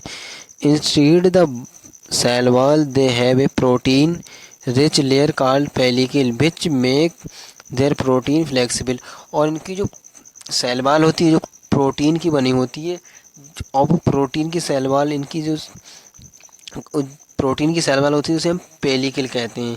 क्या कहते हैं? पेलिकल। और ये पेलिकल ही इसको फ्लेक्सिबल लचीला बनाती है। और इसमें टू फ्लैजेला पाए जाते हैं, एक छोटा फ्लैजेला, एक लॉन्ग फ्लैजेला। ठीक, जैसे एक छोटा है ये और दूसरा ये लॉन्ग फ्लैजेला। ये यूग्लिनोइड्स का फिगर दे रखा है। Through they are photosynthetic in the presence of sunlight, और सनलाइट की प्रेजेंस में ये फोटोसिंथेटिक होते हैं, सन के द्वारा अपना भोजन स्वयं बनाते हैं। When drive deprived the sunlight they behave like heterotop by a predator other small organism, और जब सनलाइट नहीं होती है तब ये प्रेडेटर की तरह काम करते हैं, शिकार करते हैं अदर अपने छोटे छोटे ऑर्गेनिज्म का। Intrinsically the pigment of euglenoids are identical to this present in higher plants. और जो इग्लूनाइड्स में पिगमेंट होता है वो हायर प्लांट की तरह ही पाया जाता है, हायर प्लांट के पिगमेंट से सिमिलरिटी रखता है। इसका एक एग्जाम्पल है बहुत ज़्यादा इंपॉर्टेंट, यूग्लिना। इग्लूनाइड्स का एग्जाम्पल यूग्लिना। अब पढ़ने वाले हैं स्लाइमोड्स। स्लाइमोड्स आर सैप्रोफिटिक प्रोटिस्ट होता है। स्लाइमोड एक सैप्रोफिटिक सड़ी गली चीज़ों पर पाया जाने वाला प्रोटिस्ट होता है। The body move along the decaying twig and leaves engulfing organic material. और इसकी बॉडी होती है सड़े गले मटेरियल की तरफ जाती है और ये उन्हें इनगल्फ निगल जाता है। Under suitable condition they form an aggregation called plasmodium. और सुटेबल कंडीशन में ये प्लाज्मोडियम भी बनाता है which may grow and separate over the several feet. और ये कई फीट ऊंचा तक फैल सकता है। During unfavourable condition plasmodium differentiate and from fruiting bodies. और अनफेवरेबल कंडीशन में ये डिफरेंशिएट होकर अपनी फ्रूटिंग बॉडीज बनाता है। Bearing a spore in their tips. और इनकी टिप्स पर स्पोर बनाता है। The spore true wall. और इसके स्पोर के अंदर ट्रू वॉल्स पाई जाती है। They are extremely resistant and survive in many year. और ये बहुत ज़्यादा रेजिस्टेंस होते हैं और कई सालों तक रह सकते हैं। Even under the absence condition, adverse condition, अपनी अपोजिट कंडीशन में भी रह सकती हैं। The spore are disperse by air currents. और जो स्पोर्स का डिस्पर्सन होता है वो एयर करंट्स मतलब हवा के द्वारा होता है। किसमें? स्लाइमोड्स में। ठीक, ये रहा अपना स्लाइमोड्स। अब अपना नेक्स्ट पढ़ेंगे प्रोटोजोन।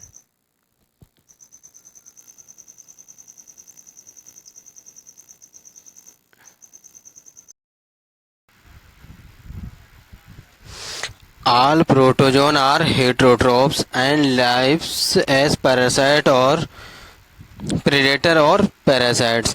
जितने भी प्रोटोजोन होते हैं हेटेरोट्रॉप्स होते हैं, मतलब अपना भोजन खुद नहीं बना पाते हैं, या तो प्रेडेटर की तरह अपना भोजन बनाते हैं या पैरासाइट की तरह। प्रेडेटर मतलब अपने से छोटे ऑर्गेनिज्म उनका शिकार करते हैं, या पैरासाइट के रूप में किसी लार्ज ऑर्गेनिज्म की बॉडी पर रहते हैं, एंडोपैरासाइट के रूप में या एक्टोपैरासाइट के रूप में। They are believed to primitive relative of animals. और ऐसा माना जाता है कि मतलब ऐसा विश्वास है कि जो प्रोटोजोन है ये ही प्राइमेटिव सर्वप्रथम एनिमल के रिलेटिव हैं। There are 4 major groups of protozoan. और जो प्रोटोजोन्स के हैं कितने 4 मेजर ग्रुप्स हैं। सभी ग्रुप्स को हमको पढ़ना है, इसके एग्जाम्पल भी दे रखे हैं। इसमें पहला डाइनोफ्लैजिलेट, यूग्लिनोइड्स, लाइमोड्स, पैरामीशियम। अब पढ़ना है, सबसे पहले पढ़ना अमीबॉइड प्रोटोजोन। अमीबॉइड प्रोटोजोन के क्या फीचर हैं अब ये देखना है। This organism lives in fresh water and sea water और मॉइस्ट सॉइल। मतलब जो अमीबॉइड प्रोटोजोन है ये ऐसा और ऑर्गेनिज्म है, ये फ्रेश वाटर में भी पाया जाता है, समुद्र के पानी में भी पाया जाता है और मॉइस्ट सॉइल नमीदार मट्टी में भी पाया जाता है। They move and capture.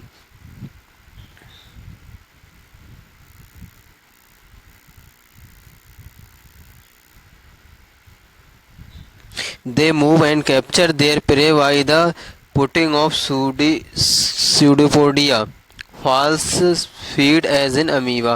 जो अमीबॉइड का जो एग्जाम्पल है उस अमीबॉइड प्रोटोजोन का वो है अमीबा। और ये अपना भोजन कैसे बनाता है, इसके पास पाए जाते हैं फॉल्स फीट मतलब सूडोपोडिया पाए जाते हैं, उसी के द्वारा ये चलता है, मूवमेंट करता है और उसी के द्वारा अपने भोजन बनाता है, प्रे को पकड़ता है उसी के द्वारा। Marine form have silica cell on their surface. और जो मैरीन फॉर्म मतलब जो समुद्री अमीबा पाए जाते हैं, जो समुद्र में पाए जाते हैं प्रोटोजोन, अमीबॉइड प्रोटोजोन, उनमें सिलिका की सेल पाई जाती है उनकी सरफेस पर। सम ऑफ देम सच ऐसे एंटमीबा एज ए पैरासाइट। और एक जो एंटमीबा है वो एक पैरासाइट का एग्जाम्पल है, पैरासाइट प्रोटोजोन है उसका एग्जाम्पल है एंटमीबा। ये बहुत एक इम्पोर्टेंट है, जो पैरासाइट का एग्जाम्पल है वो है एंटमीबा। ठीक, अब दूसरा पढ़ना है flagellated protozoan. The member of this group are either free living और पैरासाइट। मतलब जो फ्लैजिलेटेड प्रोटोजोन के जो एग्जाम्पल हैं, जो मेंबर हैं इस ग्रुप के, या तो उनके पास फ्री लिविंग होंगे या पैरासाइट, किसी लार्ज ऑर्गेनिज्म के ऊपर पैरासाइट के रूप में रहते होंगे। हैव दे है फ्लैजिला, अगर इनके पास फ्लैजिला होगा तो ये मूवमेंट भी करेंगे। The parasite form cause disease such sleeping Snell's. Example इसका है ट्राइफेनोसोमा। जो पैरासाइट फॉर्म होती है वो एक डिजीज़ करती है स्लीपिंग सिकनेस, मतलब इसका एग्जाम्पल है ट्राइफेनोसोमा। अब तीसरा पढ़ना है हमको ciliated protozoan. These are aquatic actively moving organism because of the presence of thousands of cilia. जो सीलिएटेड प्रोटोजोन होते हैं, मतलब ये कहाँ पर जल में पाए जाते हैं और जल में किसके द्वारा मूव करते हैं, इनके पास हजारों सीलियाँ पाई जाती हैं, उसी के द्वारा ये अपना मूवमेंट कर पाते हैं। They have cavity gullet that open to the outside the self surface. इनके पास एक कैविटी पाई जाती है जिसे ग्लट कहते हैं। ये इनकी जो सरफेस होती है सेल सरफेस, उसकी बाहर की ओर खोलती है। The coordinate movement of row of cilia cause the water land with food to steered into the gullet.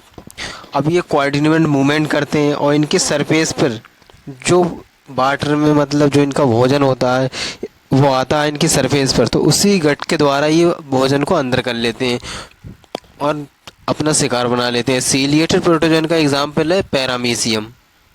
अब पढ़ना sporozoans. This include diverse organism that have infection spore like stage in their life cycle. और इसमें ऐसे मतलब organism include होते हैं जो जिनकी लाइफ साइकिल ऐसी होती है जो इन्फेक्शनस स्पोर लाइक होती है। The most notorious is Plasmodium malarial parasite.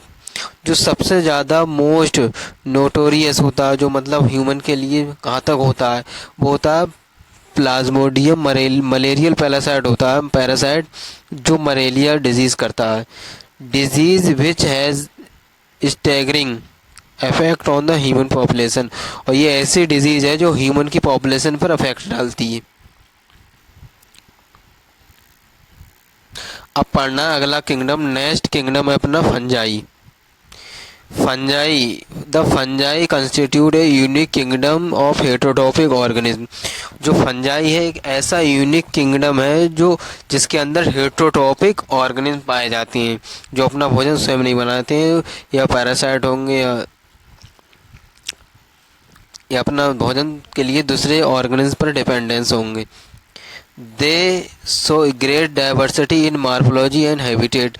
और इनकी मार्फोलॉजी, आकार संरचना में बहुत ज़्यादा डाइवर्सिटी, और इनके हैबिटेट मतलब अलग अलग जगह पाए जाते हैं। इन सभी में डाइवर्सिटी में भी, हैबिटेट में भी, इन सभी में बहुत ज़्यादा डिफरेंस पाया जाता है। You must have seen fungi on the moist bread and rotifer fruits. आपने ज़रूर देखा होगा जैसे फंजाई को मोस्ट ब्रेड, गीले ब्रेड्स पर या रोटीफर्स पर आपने फंजाई को देखा भी होगा। The common mushroom you eat and toadstools are also fungi. जैसे हम जो कॉमन मशरूम है जैसे हम खाते हैं, और जो टोस्टोल्ड है आर आल्सो, ये सभी फंजाई हैं जिसे हम खाते हैं भोजन के रूप में, जैसे मशरूम और toadstools. White spot seen on the mustards leaves are due to parasitic fungus. और जो मस्टर्ड्स, सरसों की लीव्स, पत्तियों पर जो वाइट स्पॉट दिखते हैं हमें, ये किसके द्वारा होता है, एक पैरासिटिक फंगस होती है, उसी के द्वारा जो हमें देखने को मिलते हैं वाइट स्पॉट, सफ़ेद कलर के धब्बे देखने को मिलते हैं उसकी मस्टर्ड्स की लीफ पर।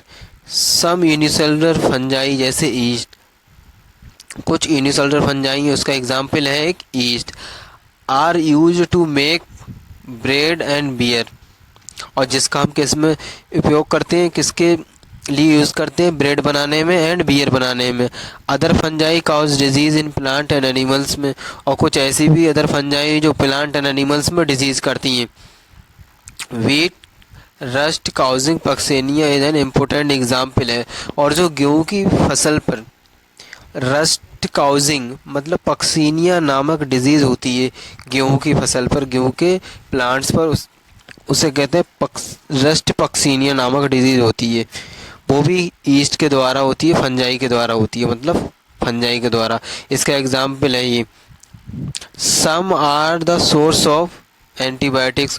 और कुछ ऐसे फंजाई जो एंटीबायोटिक्स के सोर्स हैं, जैसे पेनिसिलियम, इससे हम एंटीबायोटिक्स बनाते हैं। Fungi are cosmopolitan and occurs in air and water, soil and on animals and plants. और जो फंजाई एक कॉस्मोपॉलिटन्स की तरह काम करती है, एयर में, वाटर में, सोयल में, एनिमल्स एंड प्लांट्स में। They prefer to grow in warm and humids place में। और ये कहाँ पर ग्रो करना, कहाँ पर उगना पसंद करती है, या गर्म जगह पर या ह्यूमिड नमीदार जगह पर ये अपना हैबिटेट इनका पाया जाता है, उस पर उगना पसंद करते हैं। यू हैव एवर वंडर्ड, आपको ये सोचकर आश्चर्यचकित होगा, वाई माने क्यों, we keep foods in fridge refrigerator. आपको ये सोचकर आश्चर्यचकित होगा कि मतलब हम अपना भोजन रेफ्रिजरेटर मतलब फ्रीज में क्यों रखते हैं। यस, इसलिए रखते हैं क्योंकि हम इस पे जो वेट फंजाई हैं जो ग्रो ना कर पाए, जिससे जो भोजन खराब ना हो पाए। It is to prevent food from the going bad due to bacterial और फंगल इन्फेक्शन, मतलब फंगल के इन्फेक्शन और बैड बैक्टीरिया के ग्रो होने से बचने के लिए हम अपने भोजन को फ्रीज में रख देते हैं, जिससे ख़राब ना हो पाए।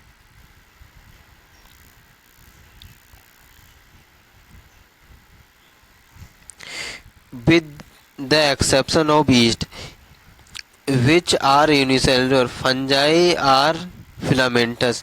मतलब जो ईस्ट को छोड़कर, ईस्ट एक एक्सेप्शन है जे यूनिसेलुलर का, यूनिसेलुलर ईस्ट है सिर्फ एक, और बाकी जो फंजाई है वो फिलामेंटस पाए जाते हैं, मल्टी सेलुलर होते हैं। Their body consist of along cylinder thread like structure called happy.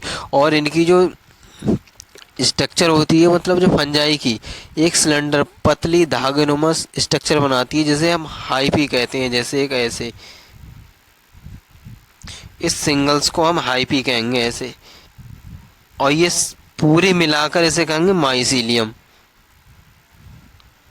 The networks of hyphae is known as mycelium. जैसे पूरी को मिलाकर माइसीलियम और सिंगल थ्रेड लाइक स्ट्रक्चर जो धागे हैं इन्हें हम बोलते हैं hyphae. Some hyphae are continuous to filled with the multinucleated cytoplasm. और कुछ हाइपी ऐसी होती हैं जो मल्टीन्यूक्लिएटेड होती हैं, ऐसे इनके अंदर साइटोप्लाज्म पाया जाएगा, इनके अंदर ये साइटोप्लाज्म होगा और अंदर ये न्यूक्लियस पाए जाएंगे, ऐसे न्यूक्लियस, बहुत सारे न्यूक्लियस पाए जाएंगे एक हाइपी के अंदर, तो उसे कहेंगे multi nucleated hyphae. These are called coenocytic hyphae, मतलब जिसके अंदर बहुत सारे न्यूक्लियस पाए जाते हैं, एक से ज़्यादा या एक से ज़्यादा न्यूक्लियस पाए जाते हैं, उसे कहते हैं coenocytic hyphae. Other have septate और क्रॉसबाल इन देयर हाइपी। और कुछ ऐसी भी होती हैं इनके अंदर क्रॉसबाल पाई जाती है, मतलब इनके डिवाइड ऐसे सेप्टेड होती हैं, ऐसी सेपरेट बटी हुई होती हैं, तो ऐसी हाइपी को हम कहते हैं septate. Their cell wall the cell wall of fungi are composed of chitin and polysaccharides.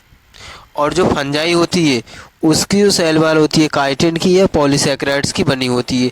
Most fungi are heterotrophic and absorb soluble organic matter from dead substrate and hence called saprophytic. मतलब ज़्यादातर fungi होते हैं heterotrophic होते हैं, जैसे कि पहले बताया, और ये अपने भोजन को ऑब्जॉर्ब करते हैं इनऑर्गेनिक सबस्टेंस मैटर से, डेड सबस्ट्रेट से, मतलब मरे हुए सड़ी गली चीज़ों से अपने भोजन को एब्जॉर्ब करते हैं इनऑर्गेनिक मैटर के फॉर्म में, इसलिए इन्हें सैप्रोफाइट्स कहते हैं। These that depends on living plants and animal are called parasites. और कुछ ऐसे होते हैं मतलब डिपेंड्स होते हैं जीने के लिए प्लांट्स पर या एनिमल्स पर, तो ऐसे फंजाई को हम कहते हैं parasite. They can also live as symbiotics, और ये कुछ ऐसे भी हैं जो सम्बायोटिक एसोसिएशन के साथ भी रहते हैं, जैसे एक लाइकेन है जो एल्गी के साथ सम्बायोटिक एसोसिएशन बनाता है, और with root of the higher plant as mycorrhiza, और कुछ ऐसे हैं जो मतलब हायर प्लांट्स की जो रूट्स होती हैं उनके साथ सम्बायोटिक एसोसिएशन बनाते हैं, ऐसे को हम कहते हैं माइक्रोराइजा। मतलब जो कुछ ऐसे प्लांट्स होते हैं जिनकी रूट्स होती हैं जो बाहर निकली होती हैं मिट्टी के ऊपर ऐसे, तो वो नाइट्रोजन का फिक्सेशन करती हैं इन फंगस के द्वारा, तो उसको मतलब उसके द्वारा जो सम्बायोटिक एसोसिएशन होता है उसे कहते हैं हम mycorrhiza.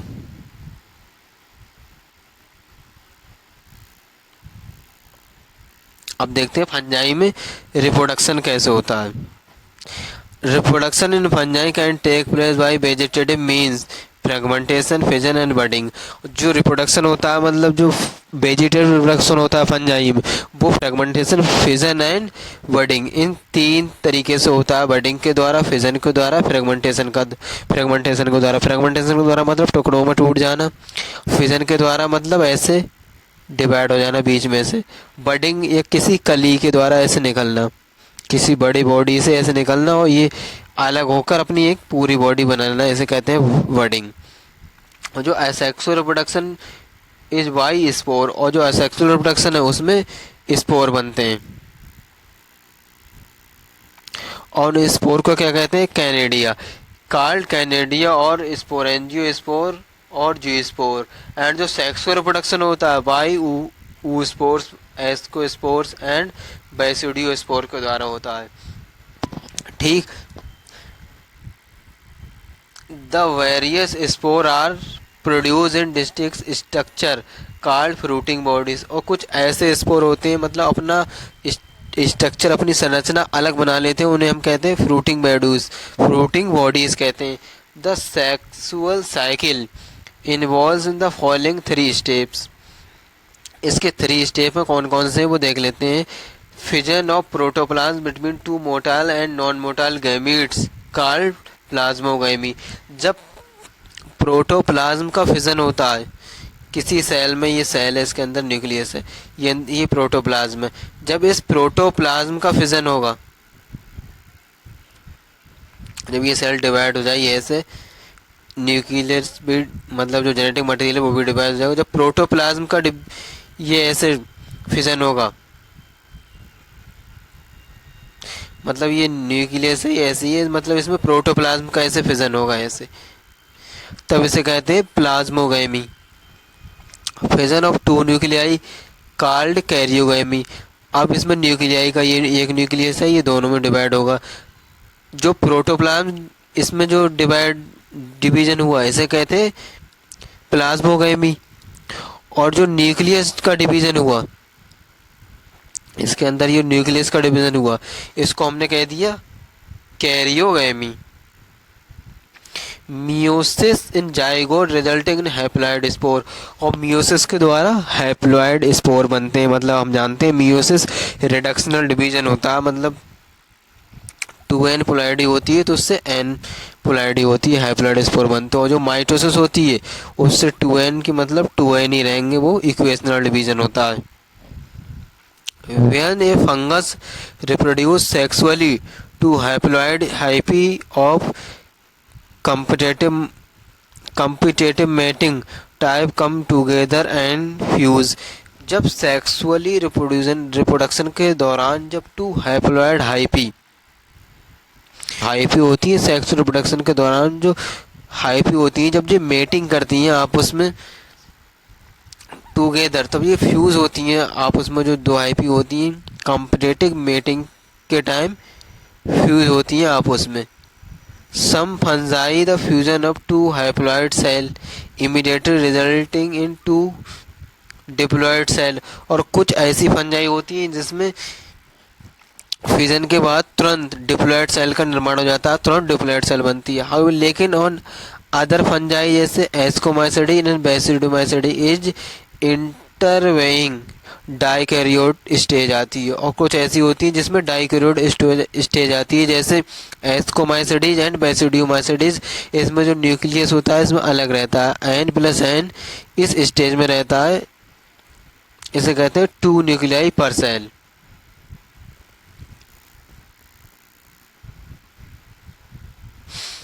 Occur such condition is called dikaryon. ये इस कंडीशन को क्या कहा है, डाइकैरियोन। जब N+N की फॉर्म में रहेगा तो हम क्या है, dikaryon. And the phase is called dikaryo phase of fungus की। और इस फेज को हमने क्या है, फंगस की डाइकैरियो फेज का।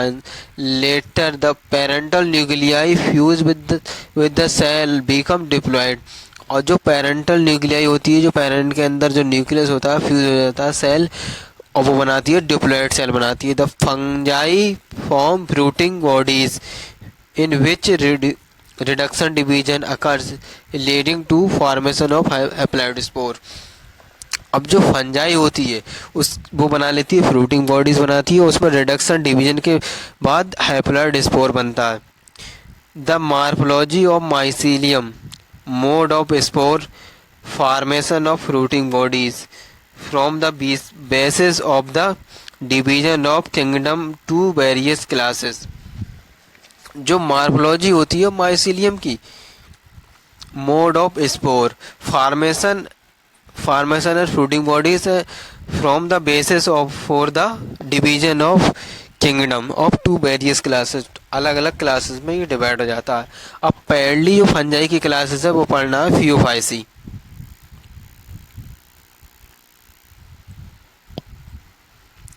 Phaeophysi. The member of Phaeophysi are found in aquatic habitat and decaying wood in moist and damp place और as obligate parasite on the plants। जो Phaeophysi के मेंबर होते हैं वो aquatic habitat मतलब ज़्यादातर पानी में पाए जाते हैं, और decaying woods जो लकड़ी होती है मतलब बारिश के टाइम में गली हुई होती है, पड़ी रहती है, या मोइस्ट डैम्प प्लेस या छायादार या गीली जगह पर पाया जाता है, और प्लांट्स पर ऑब्लिगेट पैरासाइट के रूप में पाया जाता है। ये द माइसीलियम इज एसेप्टेड होती है एंड सिनोसिटिक होती है। जो इसकी माइसीलियम है ये, इसके अंदर मतलब मल्टी न्यूक्लिएट तो होती है, मतलब ये सेप्टेड नहीं पाए जाते हैं, मल्टी न्यूक्लिएट होती है। ठीक। Sexual reproduction take place by zoospore motile और बाई एप्लानोस्पोर नॉन मोटाइल। जो एसेक्सुअल रिप्रोडक्शन होता है इसमें एक जूस्पोर बनता है वो मोटाइल होता है, जो एप्लानोस्पोर बनता है वो नॉन मोटाइल होता है। These spore are endogenously produce in sporangium में। और जो स्पोर बनते हैं जो एंडोजीनियसली स्पोरेंजियम में अंदर की साइड में बनते हैं। Zygospore form the by fission of 2 gamete. अब जाइगोस्पोर बनता है 2 गैमीट के फिजन से बनता है। These gamete are similar in morphology. अगर ये गैमीट सिमिलर होंगे मार्फोलॉजी में एक जैसे होंगे तो इन्हें आइसोगैमस, और डिसिमिलर तो अनाइसोगैमस और ऊगैमस के नाम से जानते हैं। सच कॉमन एग्जाम्पल जैसे फाइकोमाइसिडीज के कौन कौन से एग्जाम्पल हैं कॉमन, और वो जो बहुत ज़्यादा इंपॉर्टेंट है, पहला है म्यूकर, दूसरा राइजोपस जो कहाँ breads and mould mentioned earlier bread and mould पर पाया जाता है, जैसे कि पहले बताया गया था। ये क्या अल्ब्यूगो फंजाई जो पैरासिटिक फंजाई है मस्टर्ड्स पर। इसकी ये 3 एग्जाम्पल है, पहला है म्यूकर, दूसरा राइजोपस और एक अल्ब्यूगो। अब अगला नेक्स्ट पढ़ना एस्कोमाइसिडीज।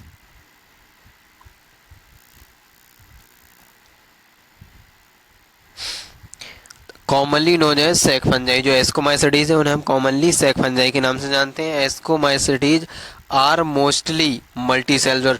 और जो एस्कोमाइसिडीज है मल्टी सेलुलर पाए जाते हैं, और कुछ रेयरली इसके एग्जाम्पल होते हैं यूनिसेलुलर, जैसे ईस्ट सैक्रोमाइसिस। जो मल्टी सेलुलर उसका एग्जाम्पल है पेनिसिलियम, और रेयरली यूनिसेलुलर है उसका एग्जाम्पल है ईस्ट जिसके अंदर आता है saccharomyces. They are saprophytic decomposer parasite और coprophilous growing in dunks.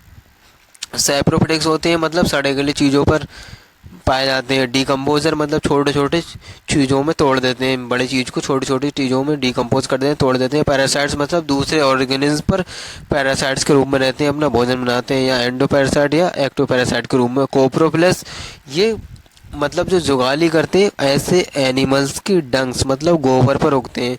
Mycelium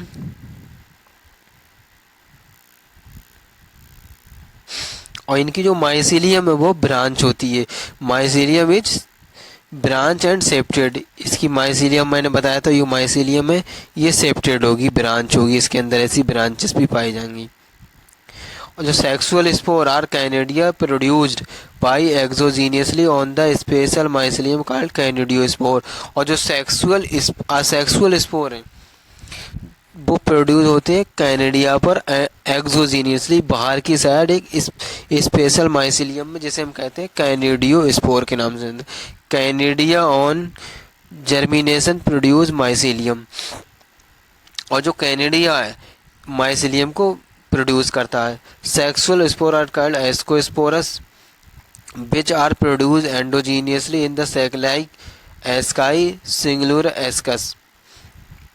जो एस्कोस्पोर्स हैं मतलब जो सेक्सुअल स्पोर होते हैं, जिन्हें हम एस्कोस्पोर्स के नाम से जानते हैं, वो एंडोजीनियसली एक sac like structure singular ascus मतलब एक थैली नुमा स्ट्रक्चर में पाए जाते हैं। These asci are arranged different type of fruiting bodies called ascocarps। और जो एस्काई है मतलब जो स्ट्रक्चर है थैलेनुमा, जो डिफरेंट फ्रूटिंग बॉडी अलग अलग फ्रूटिंग बॉडी पर होती हैं, जिसे हम एस्कोकार्प्स के नाम से जानते हैं। सम एग्जाम्पल है इसके, जैसे एस्परजिलस एक क्लाइबीसेप्स है, न्यूरोस्पोरा है। Neurospora is used extensively biochemical and genetic work. जो न्यूरोस्पोरा है जिसे हम एक्सटेंसिवली करते हैं बायोकेमिकल एंड जेनेटिक वर्क में यूज़ करते हैं। मैनी मेंबर लाइक जैसे morels, truffles, truffles and are edible are considerable decide. मतलब कुछ ऐसी फंजाई भी हैं जो भोजन के रूप में मतलब खाने योग्य होती हैं, जैसे इसके एग्जाम्पल है मोरल्स एंड एडिएबल ट्रफलेस। और एक है बेसिडियोमाइसिडीज।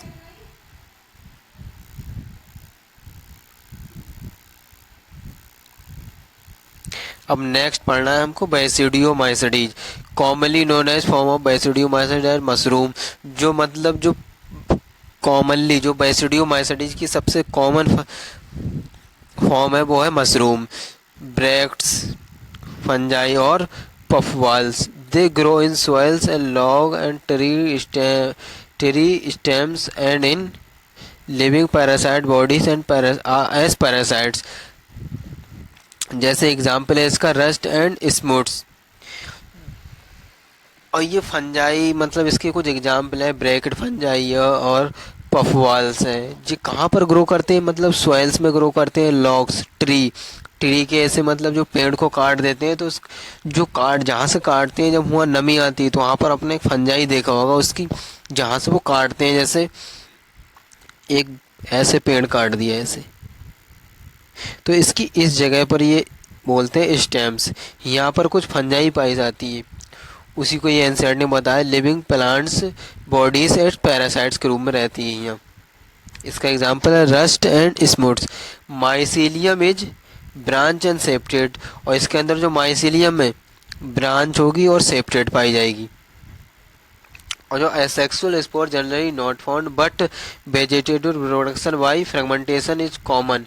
एसेक्सुअल स्पोर वो नहीं पाए जाते और वेजिटेटिव रिप्रोडक्शन फ्रेगमेंटेशन के द्वारा होता है। The sex organ are absent but plasmogamy is brought about by fission of two vegetative और somatic cell of different strand और जीनोटाइप्स।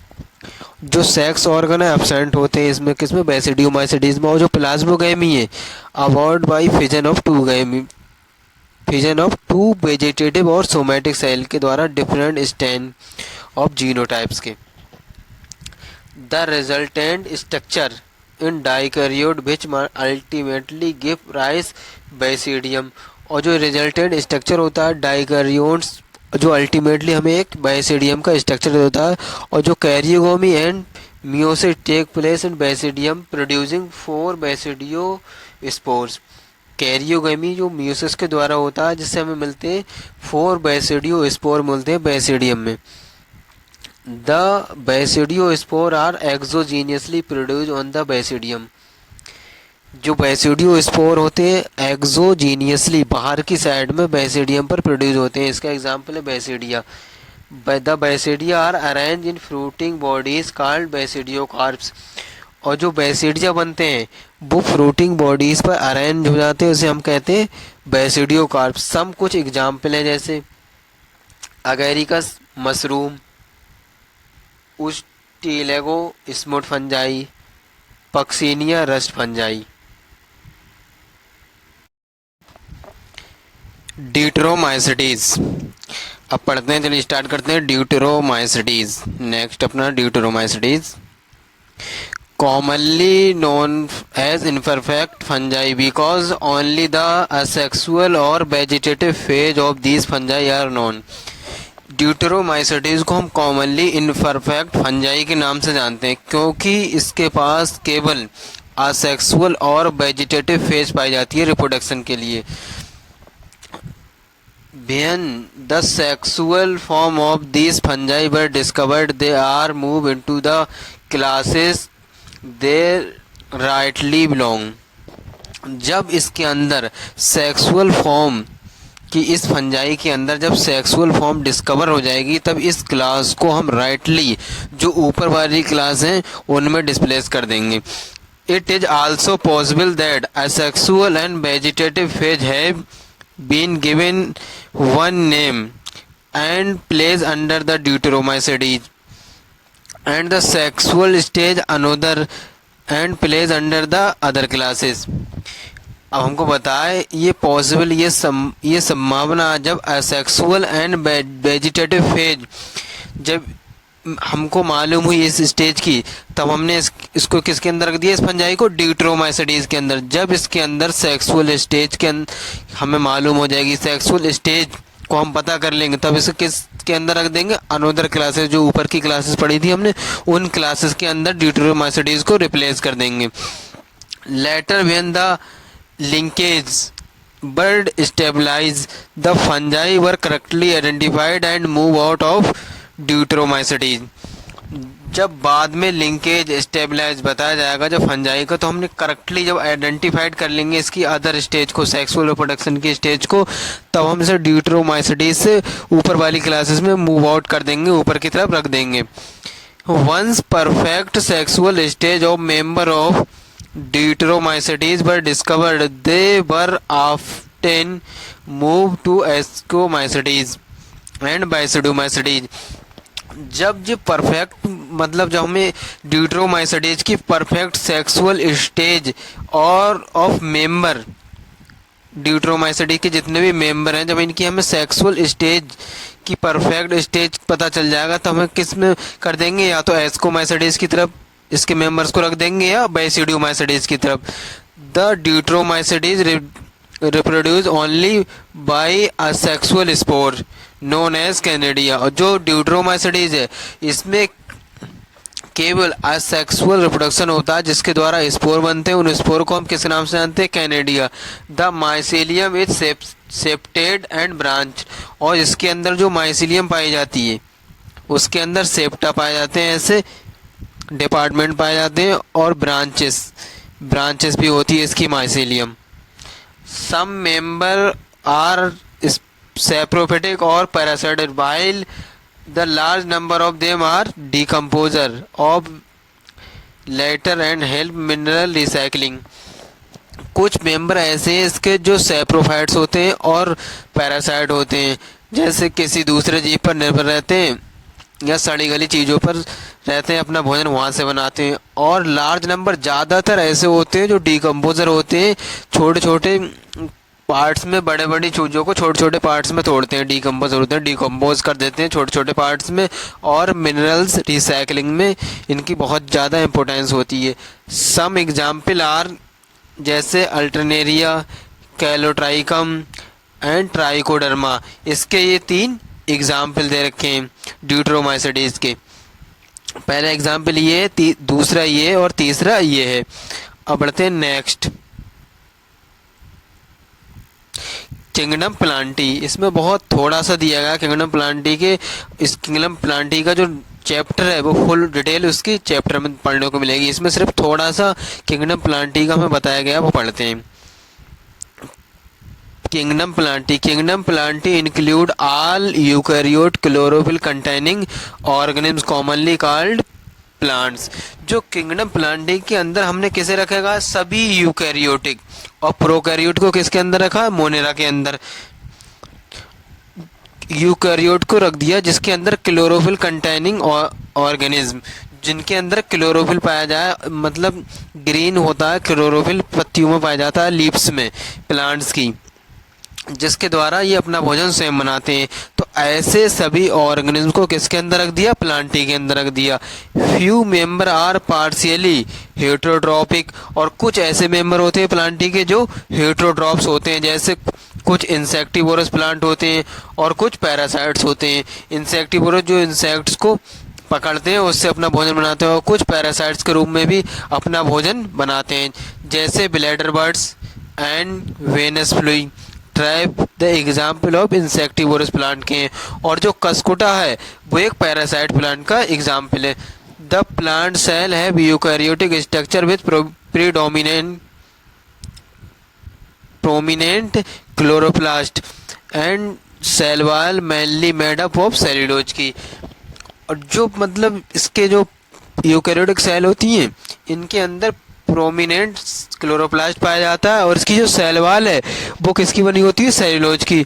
अभी पहले पढ़ी थी हमने फंजाई, उसकी किसकी बनी होती है, काइटिन की बनी होती है। You will detail the eukaryotic cell structure in detail chapter number 8। Chapter number 8 में हम सेल की डिटेल स्ट्रक्चर भी पढ़ेंगे।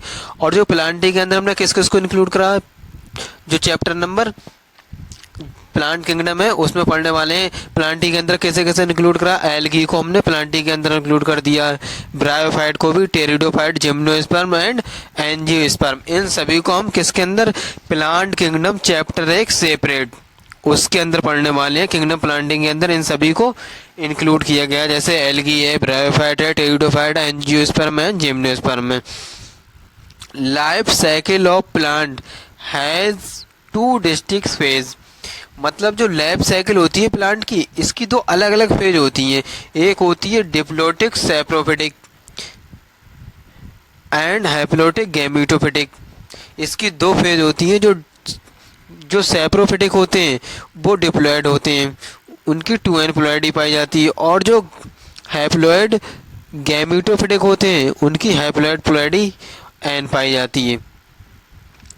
That alternate with each other the lengths of haploid and diploid phase, जो मतलब जो हैप्लॉयड एंड डिप्लॉयड फेज होती है एक दूसरे से अलग होती है। Whether these phase are free living और डिपेंडेंट वन अदर्स, ये जो फेज होती हैं सैप्रोफिटिक या गैमेटोफिटिक, या तो ये फ्री लिविंग होंगी या एक दूसरे पे डिपेंड होंगी। जैसे जो प्लांटी किंगडम चैप्टर है प्लांट किंगडम वाला, उसमें हम पढ़ेंगे डिटेल में। Very among different group in plants, और अलग अलग डिफरेंट ग्रुप के प्लांट्स होते हैं, उनमें ये वेरी भी करती हैं, अलग अलग होती हैं। जैसे एक प्लांट का ग्रुप अलग है, एक प्लांट का ग्रुप अलग है, तो उन अलग अलग हो सकती है, जरूरी नहीं कि सेम ही हो ये process. This phenomena is called alternation of generation, और इस फिनोमिना को किस नाम से जाना हमने, अल्टरनेशन ऑफ जनरेशन।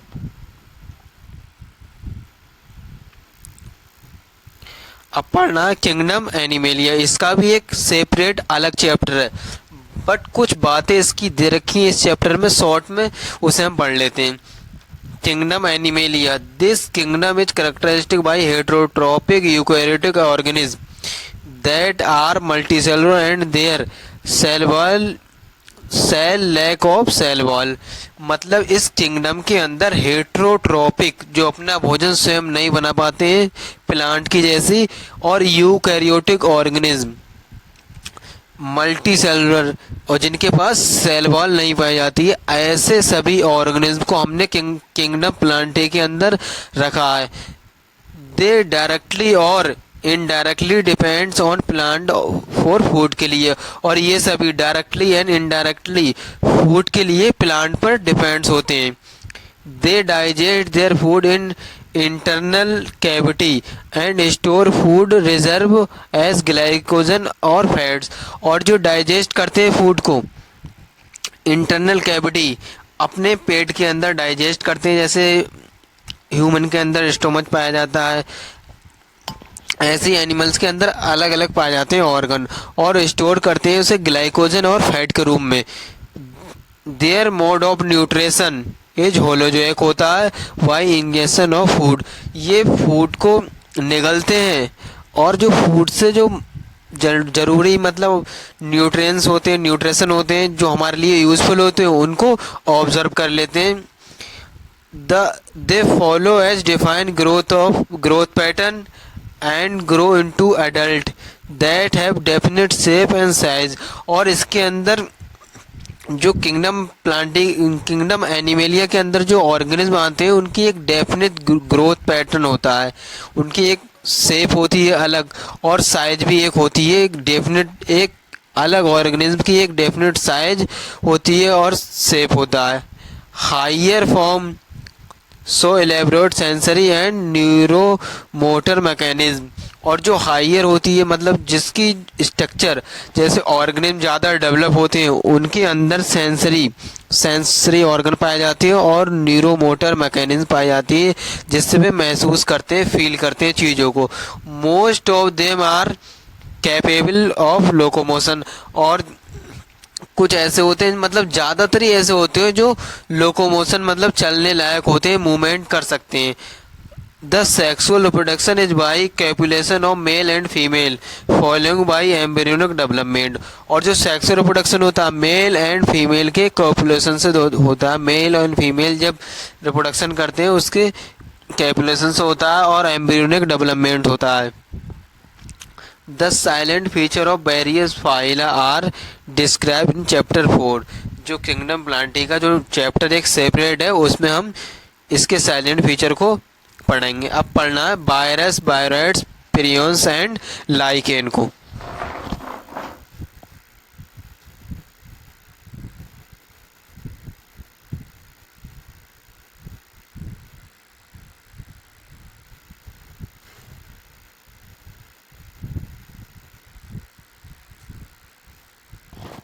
चलिए स्टार्ट करते हैं।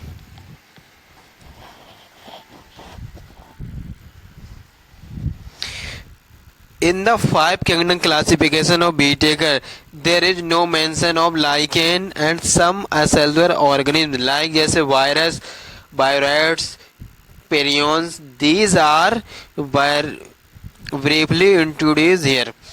मतलब जो अपनों ने पहले पढ़ा था जो व्हीटेकर का 5 किंगडम क्लासिफिकेशन था उसमें जैसे लाइकेन और कुछ असेलुलर ऑर्गेनिज्म होते हैं, उन सभी को उस किंगडम में कोई डेफिनेट स्थान, एक कोई प्लेस नहीं दिया गया था, उन्हें कोई जगह नहीं दी गई थी। उनको हम यहाँ पढ़ने वाले हैं, यहाँ पर उनकी कुछ बातों को जानेंगे और समझेंगे उनके बारे में कि कौन है वो चीज़ें जिनको 5 किंगडम क्लासिफिकेशन RH व्हीटेकर के द्वारा अपने जो किंगडम में जगह नहीं दी गई। All of us how have suffered the ill effect of common cold, flu, known that effect virus can have on us even if we do not associate it with our condition। जैसे कि हम सभी virus से मतलब हम सभी बीमार हुए होंगे, हमें जैसे जुकाम वगैरह, फ्लू, ये सभी बीमारी हुई होंगी। तो ये क्यों हुई है, किस वजह से हुई है? इनका जो रीज़न है वो वायरस का इन्फेक्शन। हमारी बॉडी में जब वायरस का इन्फेक्शन हुआ तो उस वजह से ये हमको इन सभी बीमारियों को सामना करना पड़ा। Virus did not find a place in classification since they are not consider truly living, मतलब जो वायरस को क्लासिफिकेशन में कोई जगह नहीं दी गई, तो इसलिए हम कंसिडरली ट्रूली लिविंग मतलब इसे जीवित भी नहीं मानते हैं। If we understand living as this organism that have a cellular structure, अगर हम इसे लिविंग माने वायरस को, तो इसका कोई सेलुलर स्ट्रक्चर भी होगा।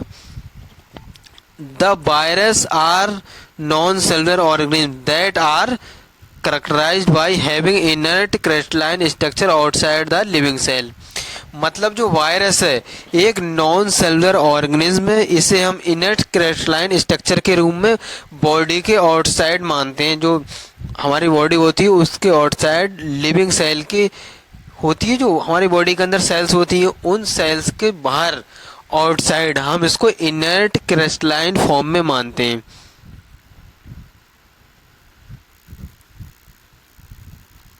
इसके कुछ डायग्राम दे रखे हैं। ये वायरस दे रखा है एक,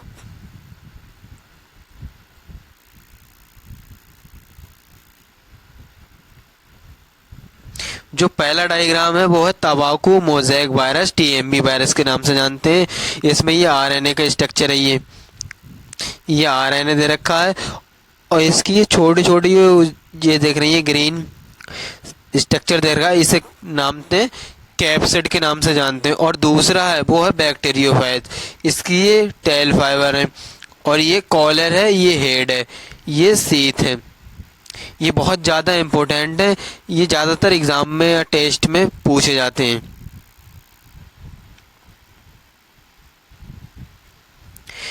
Once they impact a cell, they take over the machinery of host cell to replicate themselves, killing the host। मतलब जिस सेल के अंदर जो अपना इफेक्ट करते हैं तो उसकी जो मशीनरी होती है होस्ट सेल की, जिसके अंदर ये जाते हैं इन्फेक्शन करते हैं, उसकी मशीनरी को इफेक्ट करते हैं और अपनी मशीनरी डेवलप करते हैं, अपना वायरस, अपना कंटेंट, अपना जीनोम उसके अंदर बनाते हैं और जो होस्ट सेल है उसे मार देते हैं। Would you call virus living और नॉन लिविंग? अब बताएं आप खुद कि वायरस को आप लिविंग कहेंगे या नॉन लिविंग। अब कुछ साइंटिस्ट हैं, उन साइंटिस्ट के बारे में पढ़ने वाले हैं। पहला है डिमिट्री लिवानोवास्की, इन्होंने अपना ये एक एक्सपेरिमेंट बताया था कुछ वायरस के बारे में 1892 में। और दूसरे थे एम.डब्ल्यू.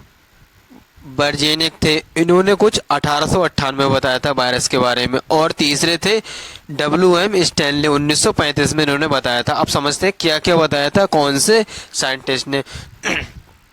Virus venom, virus means venom और पॉइजनस फ्लूइड, ये किसने बताया था डिमिट्री लिवानोवास्की ने बताया था कि वायरस होता है एक वेनम होता है और पॉइजनस फ्लूइड होता है। इन्होंने ये recognize certain microbes as causal organism of mosaic disease of tobacco, और इन्होंने कुछ ऐसे ऑर्गेनिज्म का पता लगाया, ऐसे ऑर्गेनिज्म के बारे में जाना जो टबाकू मोज़ेक प्लांट पे डिजीज करते हैं। These were found to be smaller than bacteria because they passed through bacteria filter। और उन्होंने ये पाया, जो डिमिट्री लिवानोवास्की थे, इन्होंने ये पाया कि जो टबाकू मोज़ेक प्लांट पर डिजीज करता है वो बैक्टीरिया से स्मॉल होता है। क्यों स्मॉल होता है, छोटा होता है? क्योंकि जो बैक्टीरिया का फिल्टर होता है, जो जिससे बैक्टीरिया को छानते हैं, उससे ये नीचे निकल जाता है, उससे छन जाता है ये, इसलिए इन्होंने ये पहचाना कि ये बैक्टीरिया से छोटा होता है। Demonstrate that extract of infected plant of tobacco could cause an infection in healthy plant and names a new pathogen virus is and called fluid contagium vivum fluidum infection living fluid. और जो Stanley नहीं sorry जो M.W. बर्जेनिक scientist थे, इन्होंने ये बताया कि जो तंबाकू मोज़ेक प्लांट होता है, अगर उससे हम इन्फेक्टेड प्लांट की अगर हम इन्फेक्टेड प्लांट से किसी हेल्थी प्लांट को इन्फेक्शन कराएं तो उससे बहुत आसानी से हो रहा है कि एक हेल्थी प्लांट है तंबाकू मोज़ेक का, उसमें इन्फेक्शन इन्फेक्टेड प्लांट से हो रहा है। वो किस वजह से हो रहा है? कोई एक नेव पैथोजन है, इन्होंने बताया कि एक नेव पैथोजन है, कोई नया पैथोजन है जिसकी वजह से हो रहा है। वो क्या है? वायरस।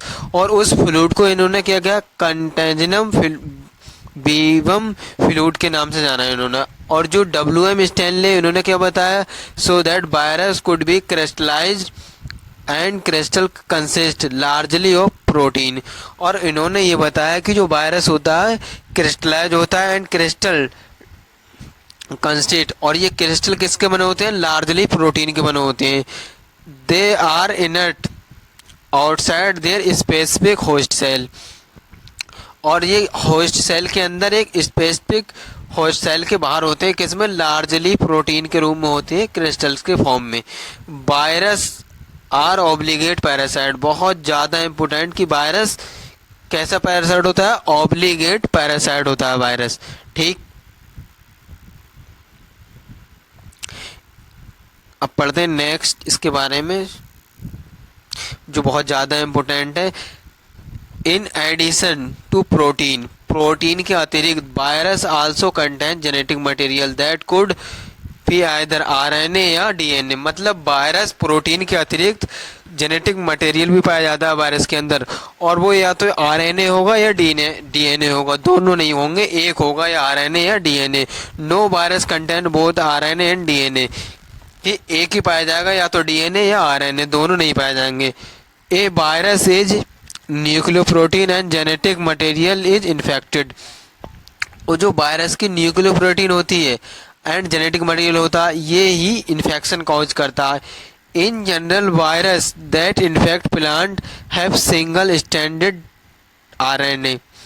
अगर वायरस किसी प्लांट को इन्फेक्ट करता है तो उसके अंदर जो जेनेटिक मटेरियल पाया जाएगा वो सिंगल स्टैंडर्ड RNA पाया जाएगा। ये बहुत ज़्यादा इंपॉर्टेंट, जो प्लांट को इन्फेक्टेड करेगा उस वायरस के अंदर कौन सा जेनेटिक मटेरियल पाया जाएगा? Single stranded RNA। Okay, clear. And virus then infect animal have either single और डबल स्टैंडर्ड RNA और डबल स्टैंडर्ड DNA। और अगर वायरस किसी एनिमल्स को इन्फेक्ट कर रहा है तो उसके अंदर या तो सिंगल स्टैंडर्ड या double stranded RNA, single standard और डबल स्टैंडर्ड RNA हो सकता है, या डबल स्टैंडर्ड DNA हो सकता है। DNA सिंगल स्टैंडर्ड नहीं होगा। बैक्टीरियल वायरस और bacteriophage virus, virus that infect of bacteria, अगर वायरस ने किसी बैक्टीरिया को इन्फेक्ट करा, are usually double strand DNA virus, तो उसके अंदर कौन सा जेनेटिक मटेरियल होगा? डबल स्टैंडर्ड DNA वायरस होगा। ठीक, the protein coat called capsid, और जो प्रोटीन कोड पाया जाता है वायरस के चारों ओर उसे किस नाम से जानते हैं? कैप्सिड। और उसकी छोटी छोटी सब यूनिट कौन सी होती है? कैप्सोमियर। इन्हीं कैप्सोमियर से मिलकर क्या बना होता है? कैप्सिड। कैप्सिड की छोटी सब unit capsomere protect the nucleic acid, और ये न्यूक्लिक एसिड है जिसके अंदर जो जेनेटिक मटेरियल पाया जा रहा है उसको प्रोटेक्ट करती हैं। These capsomere are arrange in helical और पॉलीहेड्रल जीनोमिक फॉर्म में, और ये कैप्सोमियर होती हैं, कैप्सिड की सब यूनिट, ये इस तरीके से अरेंज होती है, मतलब हेलिकल फॉर्म में और पॉलीहेड्रल फॉर्म में, जीनोमेट्रिक फॉर्म में अरेंज होती है। वायरस कॉज डिजीज, और कुछ वायरस कॉजिंग डिजीज होती हैं, ऐसी डिजीज जो वायरस से होती हैं, जैसे mumps, smallpox, herpes and influenza. ये कुछ ऐसी डिजीज हैं जो वायरस से होती हैं। AIDS in human is also cause by virus, और जो एड्स है वो भी एक वायरस से ही होता है, HIV नामक वायरस से होता है AIDS. In plants the symptom can be mosaic formation, अगर प्लांट्स के अंदर मोज़ेक का फॉर्मेशन होगा तो उसके कुछ सिम्टम है, वो सिम्टम देखते हैं कौन कौन से? रीफ रोलिंग, रीफ जो पत्ती है वो मुड़ जाएगी, एंड कर्लिंग, येलोइंग या पीली पड़ जाएगी पत्ती।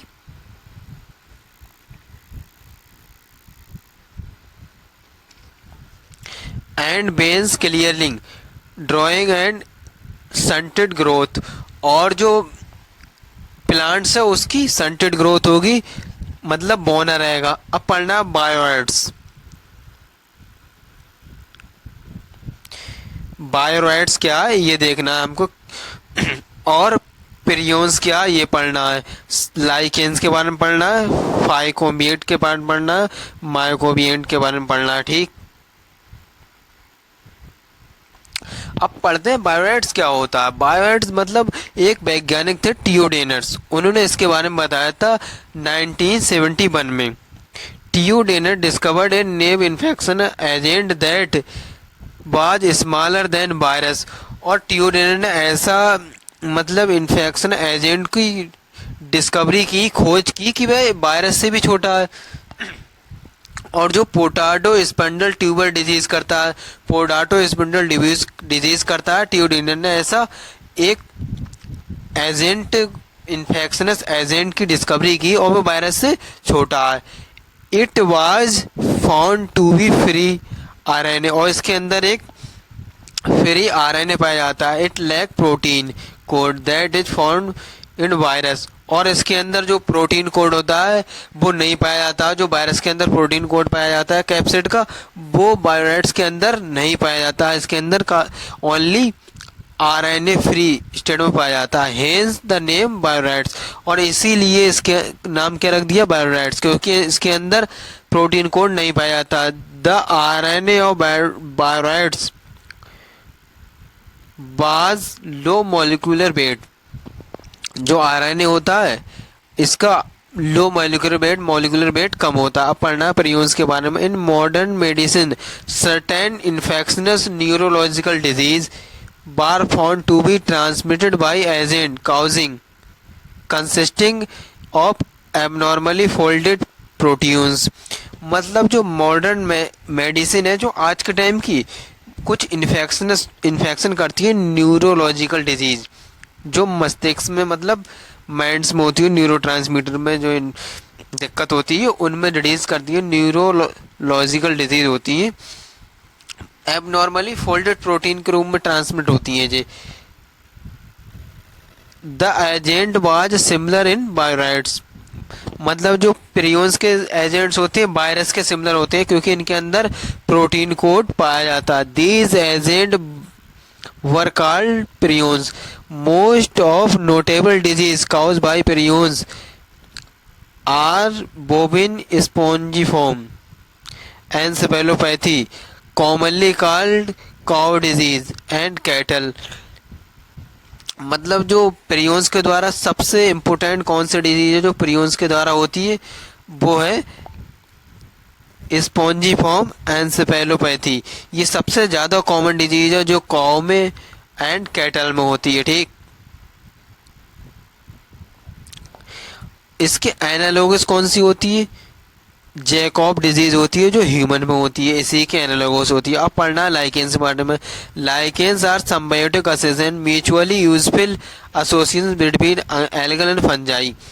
जो एल्गल एंड फंजाई के बीच सिम्बायोटिक एसोसिएशन होता है लाइकेन के बीच होता है। The algal component is known as phycobiont and fungal component mycobiont. जो एल्गल कंपोनेंट है उसे फाइकोबिएंट कहते हैं, और जो फंजाई कंपोनेंट है इसे माइकोबिएंट कहते हैं। ठीक, which are autotrophic and heterotrophic reversibly algae. और ये जो मतलब एल्गी है या फंजाई है ऑटोट्रोपिक एंड हेटरोट्रोपिक होते हैं, मतलब रेस्पेक्टिवली। इसका मतलब क्या है, जो एल्गी है वो ऑटोट्रोपिक अपना भोजन स्वयं बना लेता है, और फंजाई है वो हेटरोट्रोपिक होता है। Algae prepare food for fungi, algae होता है वो फंजाई के लिए भोजन बनाता है, and fungi provide shelter and absorb minerals nutrient and water it's for its partner. मतलब जो एल्गी है वो तो फंजाई के लिए भोजन बना कर देगा, और जो फंजाई है वो एल्गी के लिए क्या करेगी, वो प्रोवाइड कराएगी शेल्टर और मिनरल्स न्यूट्रिएंट्स को एब्जॉर्ब करेगी। और वाटर अपने पार्टनर तक पहुंचाएगी, किसके, एल्गी तक।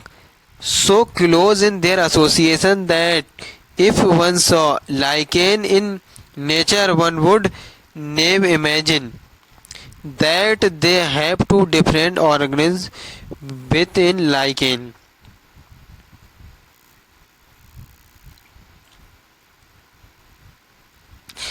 They are a very good pollination indicator. They do not grow in pollinated area. और जो लाइकेन होता है very good pollinated pollution indicator होता है। जे पॉल्यूशन इंडिकेटर का मतलब जहाँ पर जो पॉल्यूशन ज़्यादा पाया जाता है, जिस शहर में या सिटी में ज़्यादा पॉल्यूशन पाया जाता है, प्रदूषण ज़्यादा होता है, वहाँ पर लाइकेन नहीं पाया जाता है। अब यहाँ से अपना चैप्टर जो हम